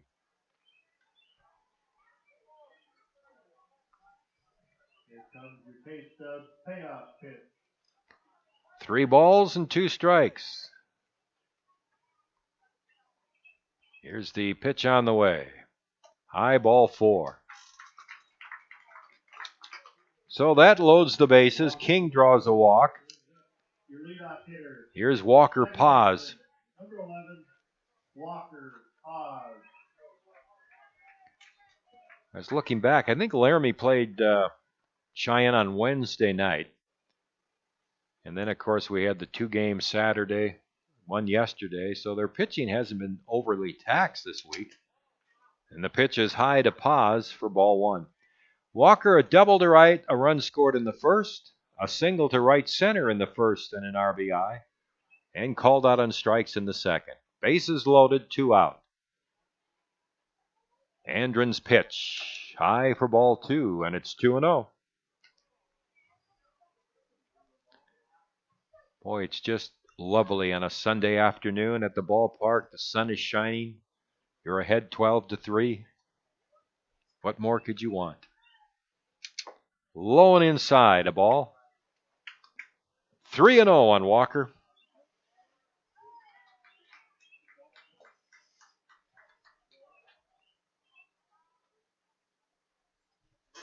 And the 3-0 pitch. That's a strike.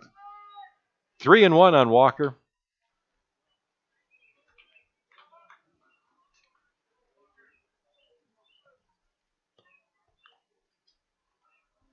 And the pitch. Ball 4 inside, and that's going to force in a run.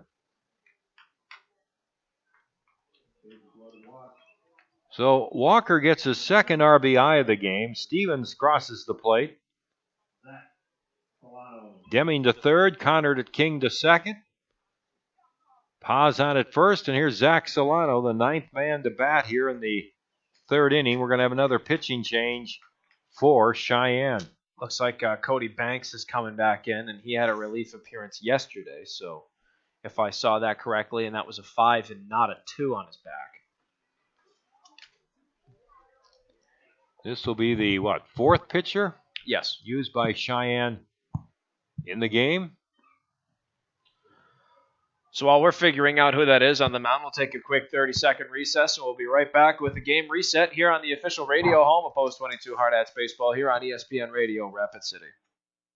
You don't have to try to hit a home run when you're hitting singles and doubles all day. Consistency wins games, and it's key to helping achieve your retirement goals. At Weitzel Financial Group, they believe they're there to help with your own ideals and goals. Head toward your field of dreams. Call Weitzel Financial Group for a consultation at 348-1152. Kurt Weitzel is a registered representative and investment advisor representative with and offers securities and advisory services through Commonwealth Financial Network member FINRA SIPC, a registered investment advisor. Weitzel Financial Group, 817 9th Street, Rapid City, South Dakota, 57701.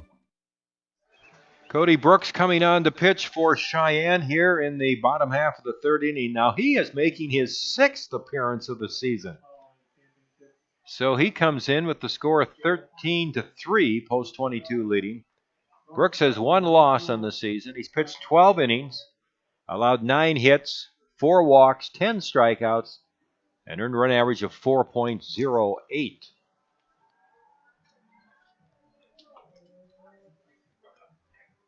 And he'll face Zach Solano, the ninth man to hit here in the last half of the third inning. Zach with a 2-run home run to right center in the first, hit by a pitch in the first, and grounded out to third in the second inning.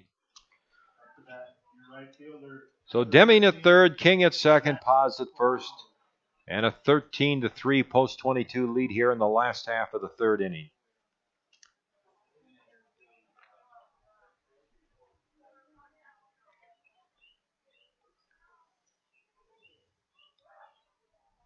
First pitch is a strike on the outside corner.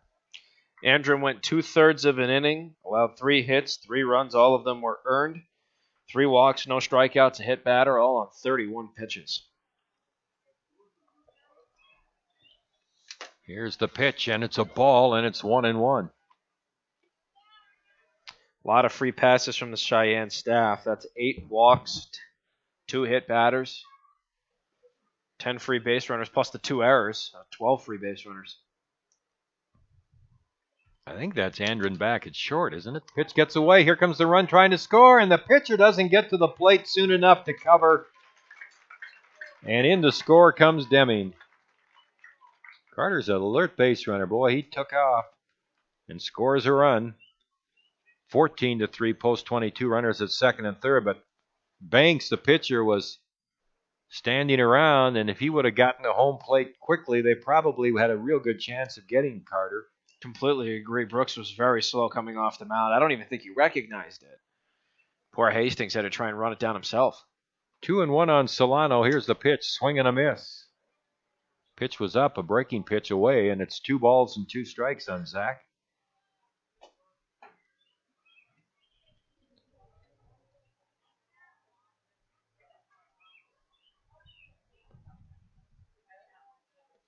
Runners take their lead, and the pitch inside, that gets away from Hastings. That'll allow King to score. Wild pitch, Paz to third, and it's 15-3 Rapid City.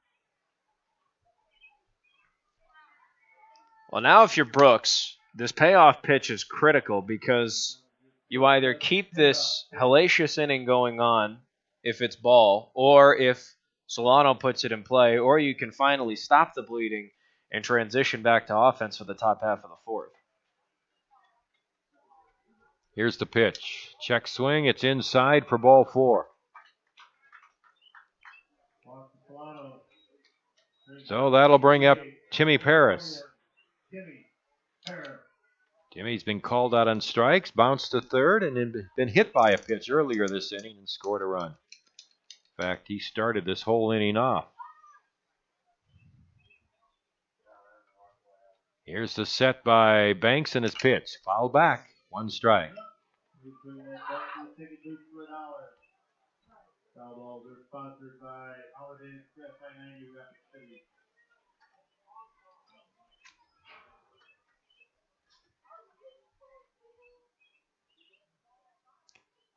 Here's the 1-strike pitch on the way. High and outside to Paris. 1 ball, 1 strike.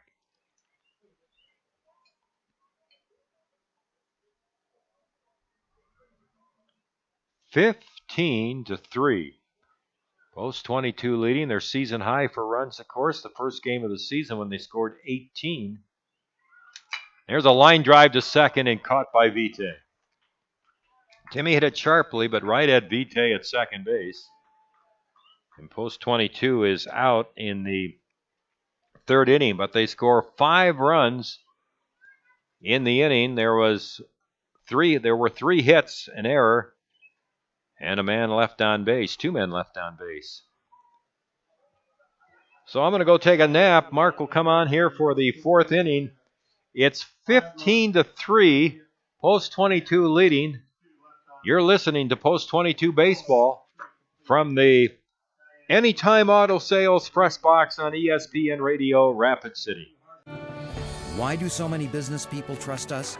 Well, we're pretty nice folks, of course, and we really know our stuff. Black Hills Insurance, a tradition of service since 1949.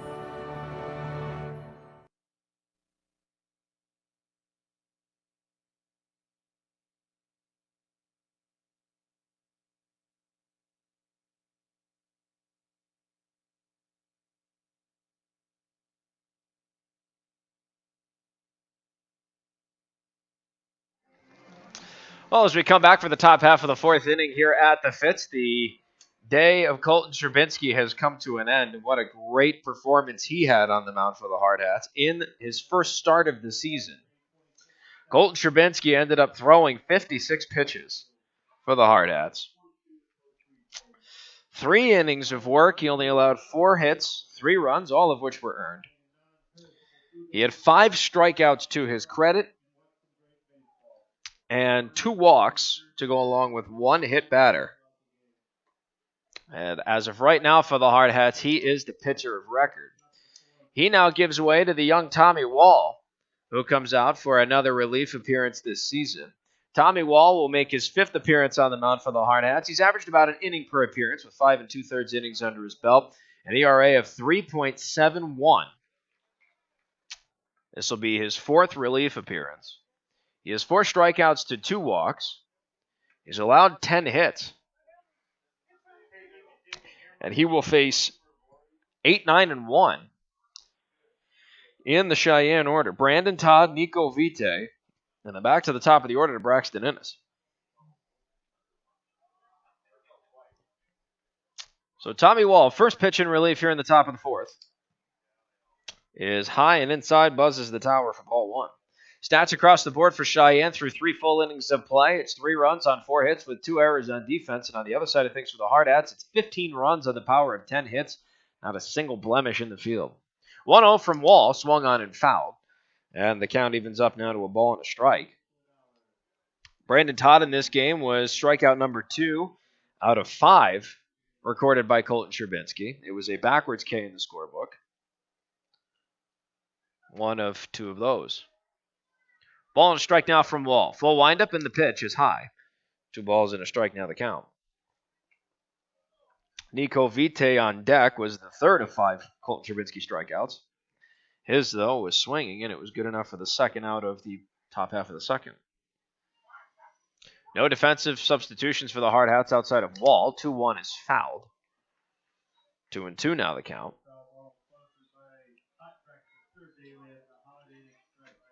It's still Petrie out in left, King out in center, and Solano out in right. The infield remains the same.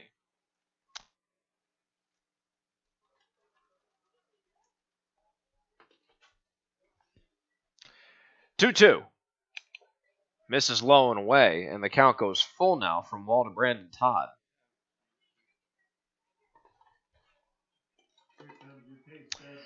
So a big payoff pitch coming here for Tommy Wall to start off the top half of the 4th. He's looking to register his first out in relief.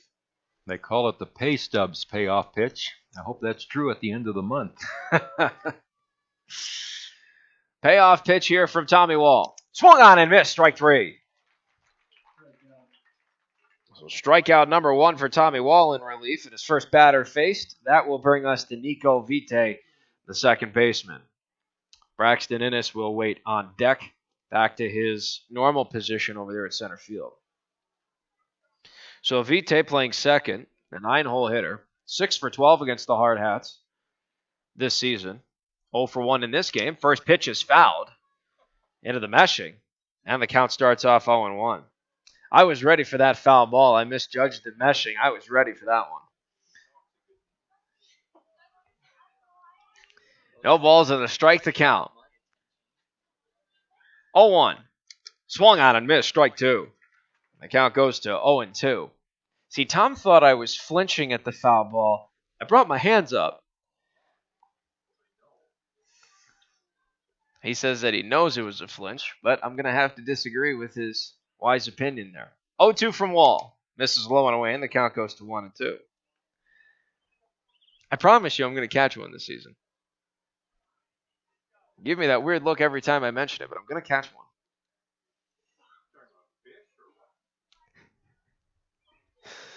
one. 1-2 from Wall. He deals, swung on and missed, strike 3. Back-to-back Ks for Tommy Wall in relief. Back to the top of the order we go to the left-handed hitting Braxton Innes. 10 pitches from Wall so far to start off this relief appearance. It's resulted in 2 Ks. And now Braxton Innes comes up. He's 1 for 2. He led off the entire game with a double. Walked the last time he was up, and that proved to be the third of what are currently 3 Cheyenne runs on the board. Hardhats with a 15-3 lead. First pitch to Innes. Just misses at his letters, and he starts off 1-0. Should Innes get on the base path, Carter Mossey's on deck. 0 for 1, hit by a pitch and a flyout. 1-0 from Wall, swung on and fouled. Count evens up at 1-1. And if Innes is the final out, it'll be Petrie, Bowman, and Ferdinand due up in the bottom half of the fourth. It's always fun to follow teams that we play early in the season, how they go on to do the rest of the season. The Wyoming State Tournament this year is in Casper, and the regional for the Northwest Regional is in Bozeman, Montana. 1-1 is fouled, and Innes is now behind a ball and 2 strikes. I'm sure at tournament time in Wyoming, I know we probably have some viewers or listeners from Cheyenne listening, and your team will be there at the end of the season. They have such a tradition, and they haven't played very well in these 3 games, but they're going to be there at the end of the year. 1-2 from Wall, skips low. 2 balls, 2 strikes now the count. Tommy Wall's looking for a hat trick of strikeouts in his first inning of relief. He already has 2. To Brandon Todd and Nico Vite, both by virtue of a swing and a miss. Wall's just looking for that third one. Forwards, backwards, it doesn't matter. He wants out of the inning. Innes steps back into the box. Tommy Wall looks to Todd Stevens, his catcher. 2-2. Swung on and popped high in the air to center field. That ball has some distance on it. King is on the run, and he makes the catch at the warning track. And that will retire the side. For the Hardhats on defense, it's a 1-2-3 inning, which means no runs, hits, errors, or anybody left on base. And at the end of 3.5, the Hardhats' 15-3 lead is intact. We will go to the bottom half of the fourth. Eric Petrie, Cooper Bowman, and Luke Ferdinand due up, barring any offensive substitutions. We'll be right back here on the official radio home of Post 22 Hardhats Baseball. You're on ESPN Radio Rapid City, broadcasting from the Anytime Auto Sales Press Box at the Fitz. Trusted Choice Insurance agents are independent agents. I pledge to be your guide, not only to insurance, but to insurance companies. They don't actually work for any one insurance company. And to use my independence to identify the coverage that's best for you. This means they can customize policies from several companies in ways that other agents just can't. And they commit to that. And I pledge. In writing. Trusted Choice. You need an independent insurance agent. Black Hills Insurance Agency, a tradition of service since 1949. Trust. 3.5 innings are in the books. Hardhats transition from defense to offense as we kick off the bottom half of the fourth. Eric Petrie, Cooper Bowman, and Luke Ferdinand are due up, barring any offensive substitutions. And it looks like we might have one right off the hop. If I am identifying a license plate correctly. That is Holden Jackson, who's coming in for Petrie. So Holden Jackson comes in now to play left field, and he'll also bat in the cleanup spot. So there's offensive substitution number 1. Petrie finished the day 1 for 2 with a single, a walk, a reach on an error. All 3 times came around to score. Brooks is back on the mound for Cheyenne. That was his 10th pitch thrown in relief. And it misses for ball 1 to Holden Jackson. 1-0. That's a little too far inside. 2-0 now the count. Holden Jackson on the season hasn't seen the batter's box too many times. This will be his 5th game in which he's batted. He has a 125 average. 2-0. High and inside, 3 balls and no strikes. Holden Jackson has struck out twice. He has yet to walk. He has 1 hit in 8 appearances at the plate. Rather, 8 registered at-bats. He has 9 plate appearances. Reached on an error once. 3 balls, no strikes to count. And Brooks deals, and that's high and inside for ball 4. So Holden Jackson trots with a leadoff 4-pitch walk. And that will now bring us to Cooper Bowman, who has just had a sensational weekend. Bowman in this game 1 for 1 with an infield single and 2 walks. He was involved in a double play, came around to score twice. 15-3, Hardhats have the lead. First pitch to Bowman, rides up high for ball one. Bowman is Jackson on first. And that looks like Jack Sorensen in the on-deck circle, who would be batting for Luke Ferdinand. 1-0. That's a strike on the inside part of the plate, and the count evens up at 1-1. So Jack Sorensen will now take over for Luke Ferdinand, but he has yet to come up to the plate. Cooper Bowman currently occupying the batter's box. 1 ball, 1 strike is count. Jackson takes his lead off first. 1-1, catches the inside again. Ball and 2 strikes. Ball has a little bit of late break coming from Brooks. It's frozen Bowman twice on these last 2 pitches. 1-2 now is count. Brooks a peek over at Jackson. 1-2 is swung on and ripped in a left, and that is a foul ball. Just missed it. And the count goes 1-2, will remain as such. That was awfully close to what could have been 2 for Cooper Bowman. Man on first, nobody out. Still a ball and 2 strikes to Bowman. Brooks from the stretch deals. Swung on, and that's hit foul. This time to the opposite field and out into Rapid Creek. And the count will hold at 1-2. Jack Sorensen on deck. He has 1 hit on the season and 9 at-bats and plate appearances, a 111 average. This will be the 5th game in which he's taken to the batter's box. 1-2. Swung on, and that ball is drilled into left. This one is fair. It's going to drop and go all the way to the wall. Jackson turns on his afterburners. He rounds for third. He's going to hang on. Cooper Bowman has a double, his 2nd hit of the ball game. And now the Hardhats have 2 men in scoring position and nobody out. And here comes Jack Sorensen. So another extra base hit for Cooper Bowman. And Holden Jackson's now 90 feet away from scoring. So now here comes Sorensen with a big at-bat and a chance to even further add to this 15-3 Hardhats lead. First pitch rides up high, ball 1. Sorensen takes over for Ferdinand, who went 0 for 1, grounded into a double play, walked, came around to score, and had a sac fly RBI.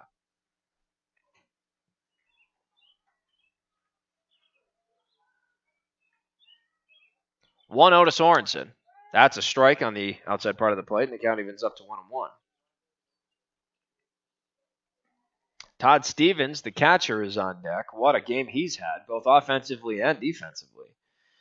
Stevens is 3 for 3, back-to-back doubles. Back-to-back ribby doubles, I should say. 1-1 to Sorensen, swung on and fouled, and he's behind a ball and 2 strikes. Stevens had a bases-clearing double with the bases loaded. Back in the 2nd.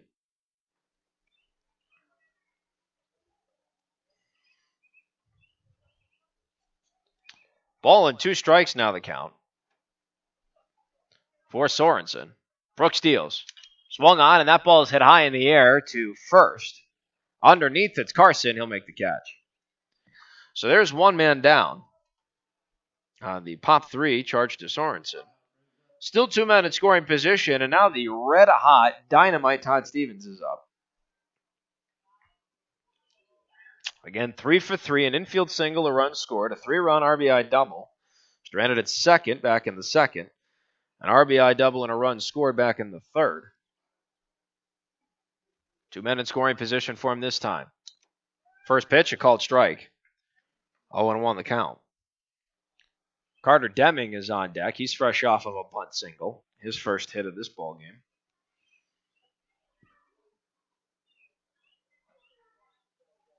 Stevens looking to drive in 2 more runs. 2nd and 3rd, 1 out. 0-1 from Brooks. Swung on, and that ball's hit high in the air. It's foul, and will land in the seats behind home plate. And the count goes to 0-2.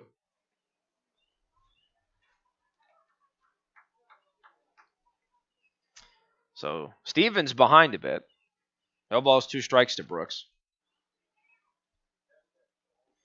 Hardhats have a 15-3 lead here in the bottom of the 4th. 1 out, men on 2nd and 3rd. Here comes the 0-2. Way outside, and Stevens lays off of that one. 1-2 now the count to the Hardhats backstopper, taking over for the normally scheduled Timmy Paris. Nice day off for Timmy. Of course, they still expect him to swing, so he was the designated hitter. 1-2. Swung on and fouled, and Stevens stays alive.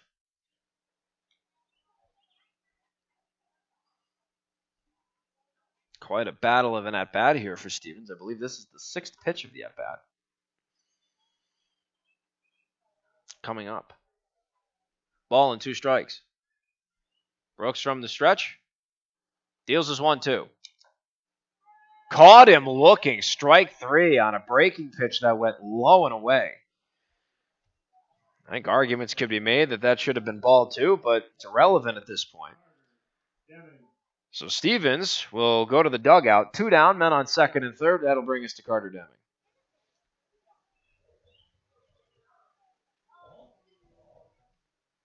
First pitch. Buzzes the tower high and inside for ball 1. Deming on the game 1 for 2 with a walk, a bunt single, 2 runs scored, and a strikeout swinging. First of 2 strikeouts to Carter Mossy in relief. Brooks now on the mound, 4th pitcher for Cheyenne. Next pitch, inside pitch, catches the breaking ball, the inside part, and the count goes to a ball and a strike. Connor King, the left-handed hitting center fielder, is on deck. King 1 for 1 with a bases-clearing RBI double and 2 walks. 1-1 to Deming, rides high, 2-1. Connor also has 2 runs scored as well. Seems to be a running trend for most of these hard hats, especially towards the back end of the order. 7, 8, and 9 in the order have actually come around to score twice. 2-1. Swung on and missed. And now Deming's even at 2 balls and 2 strikes. Should Deming be the final out, Tommy Wall will face 2, 3, and 4 in the order. Mossy to lead off.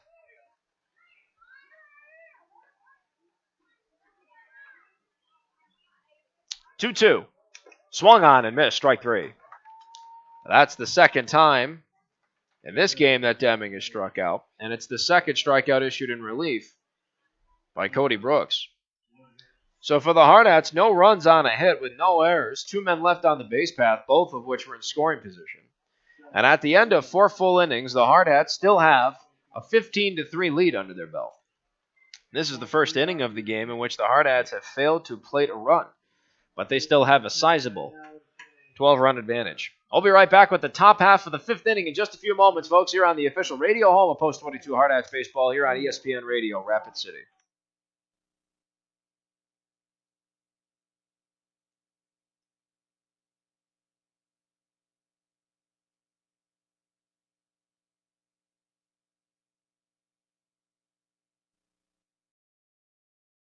Some folks say it doesn't matter how you get the job done, as long as it gets done. To us, however, we won't be satisfied unless performance is coupled with integrity.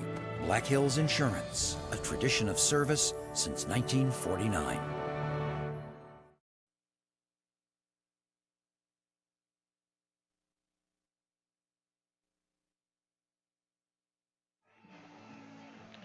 Well, 4 innings have been played here at the Fitz.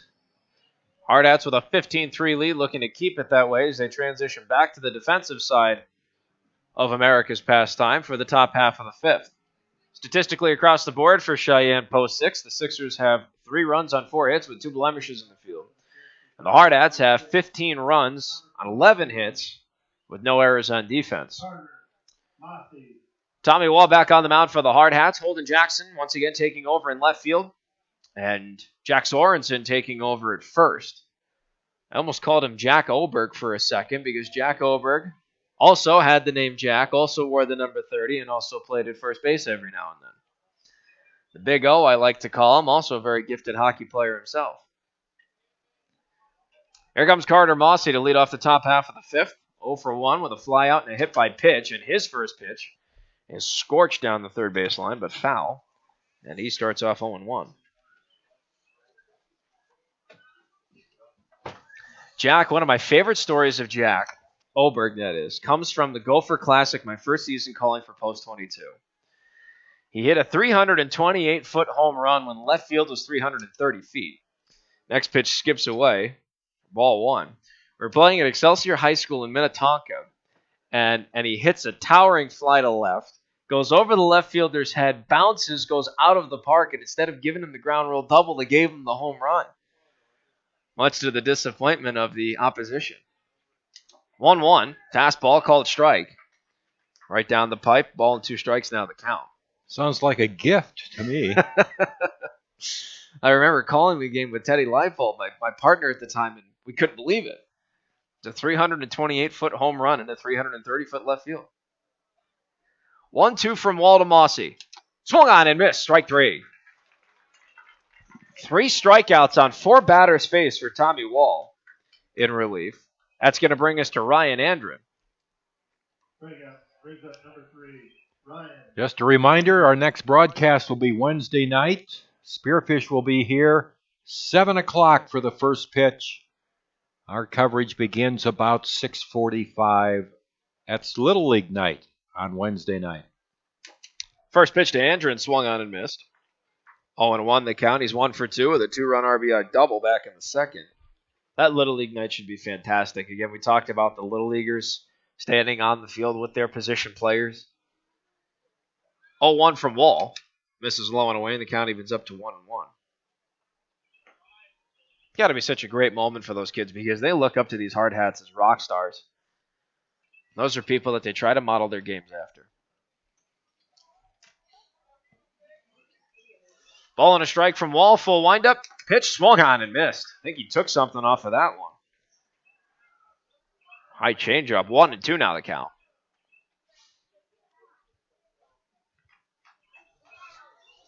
Wall looking for his 4th strikeout on 5 batters faced.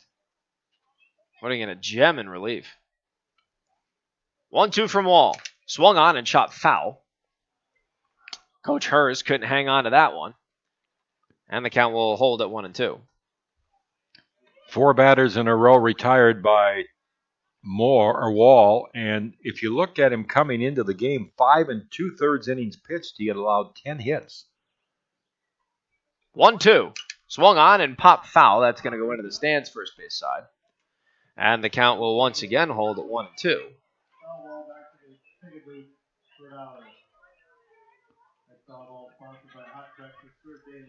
To Wall's credit, yes, 10 hits allowed, but not too many runs under his belt. Ball and 2 strikes. Full windup for Wall. He deals a 1-2. Swung on, and that's hit foul. And it goes right in front of our press box and bounces off the window. Where I used to sit. I would have had that one. Still 1-2. Forecast for Little League night on Wednesday night right now looks very good. Sunny and 73 on Wednesday. 73, I could wear shorts. 1-2, caught him looking. Strike 3. 4 strikeouts on 5 batters faced for Tommy Wall. 2 up, 2 down. Here comes Sean Carson.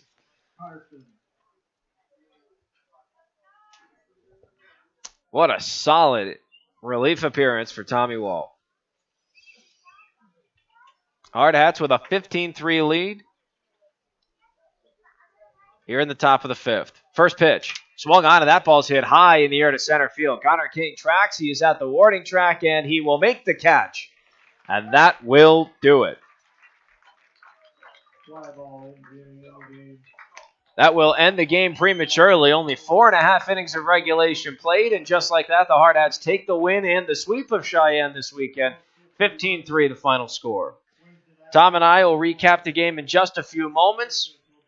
We'll give you some numbers and a brief summary of what happened this entire weekend as the Hard Hats take 3 out of 3 against the Sixers. Final score, 15-3. Hard Hats take their 10th win of the season in 12 games played. We'll be right back here on the official radio home of Post 22 Hard Hats Baseball here on ESPN Radio, Rapid City.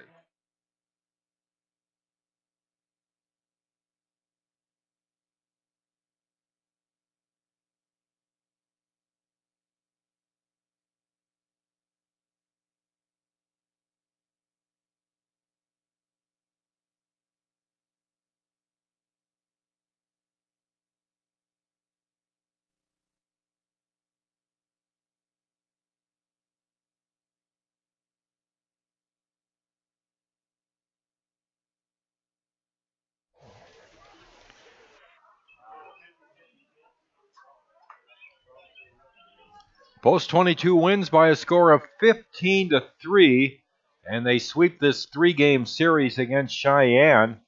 And over the 6 games that these two teams played, last 3 in Rapid City, last weekend 3 in Cheyenne, Post 22 finishes 5-1 against the Sixers, and they outscore Cheyenne 58-22 in the 6 games. And a 7-run first inning got Post 22 off to a big start. They had a 2-run homer from Zach Solano. They added 3 more in the second, 5 more in the third to wrap up their scoring. 15 runs, 11 hits, and no errors for Post 22.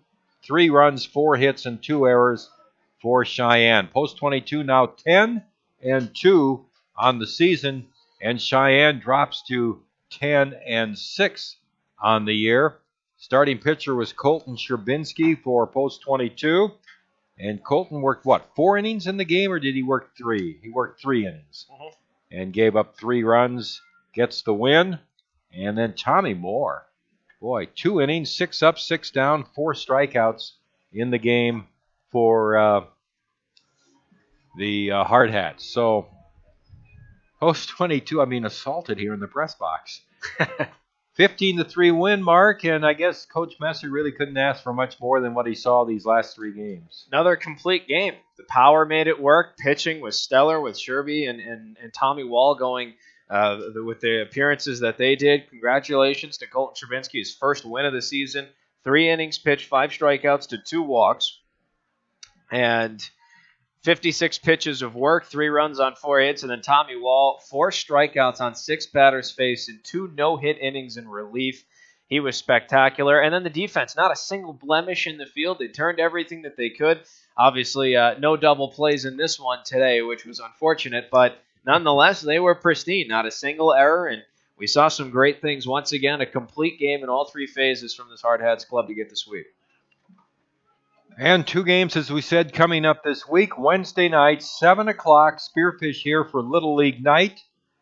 And then on Friday night, the Battle of the Ball Fields. Is that what they call it? That's what they're calling it. Yep, Battle of the Ball Fields. At 7 o'clock on Friday night, Rapid City Post 320 and the Hardhats here at Fitzgerald Stadium. That's food bank night also, as they are asking you to bring a can of food to the game on Friday night to help benefit the food bank. So that'll be an interesting game with Post 320 and the Hardhats on Friday. So 7 o'clock Wednesday, 7 o'clock on Friday, Spearfish and Post 320. Got to hand out the MVP award for this game, and I think this is a no-brainer. I'm going to give it to Todd Stevens, the catcher who came in to catch for Timmy Paris in this game, was just simply dynamite. He was terrific behind the plate. He called a great game, and offensively went 3 for 4. It's a shame he got the backwards K in his final appearance of the game. But nonetheless, prior to that strikeout, went 3 for 3, an infield single, a bases clearing RBI double, another RBI double on top of that, and 2 runs scored. Hats off to the kid. He had a fantastic performance out there in the batter's box and really made this Cheyenne club pay for it. He accounted for 4 runs knocked in on his own will, and then 2 scored because of his ability to get on the base path and come around to score himself. So he's got to be pretty proud. With that effort, Coach Messer has to be proud with the depth that he has in this organization, given that Todd Stevens came out and just had a field day out there on the plate and behind the plate as well. And there it is, my MVP, Todd Stevens, the catcher. So the Hardhats wrap this one up, 15-3 final score. Final stats across the board for Cheyenne Post 6. 3 runs, 4 hits, 2 errors. There were 4 men left on base, 3 of which were in scoring position. And for the Hardhats, it was 15 runs on 11 hits, not a single blemish on defense, 8 runners left on the base path, 5 of which were in scoring position. That will wrap it up for us from the Anytime Auto Sales Press Box here at the Fitz. For my partner, Tom Rudabush, and our director on Hardhats-TV, Dustin Human, this is Mark Benetti saying so long. Enjoy the rest of your Sunday. We'll see you Wednesday night for Little League night as the Hardhats take on the Spearfish Spartans.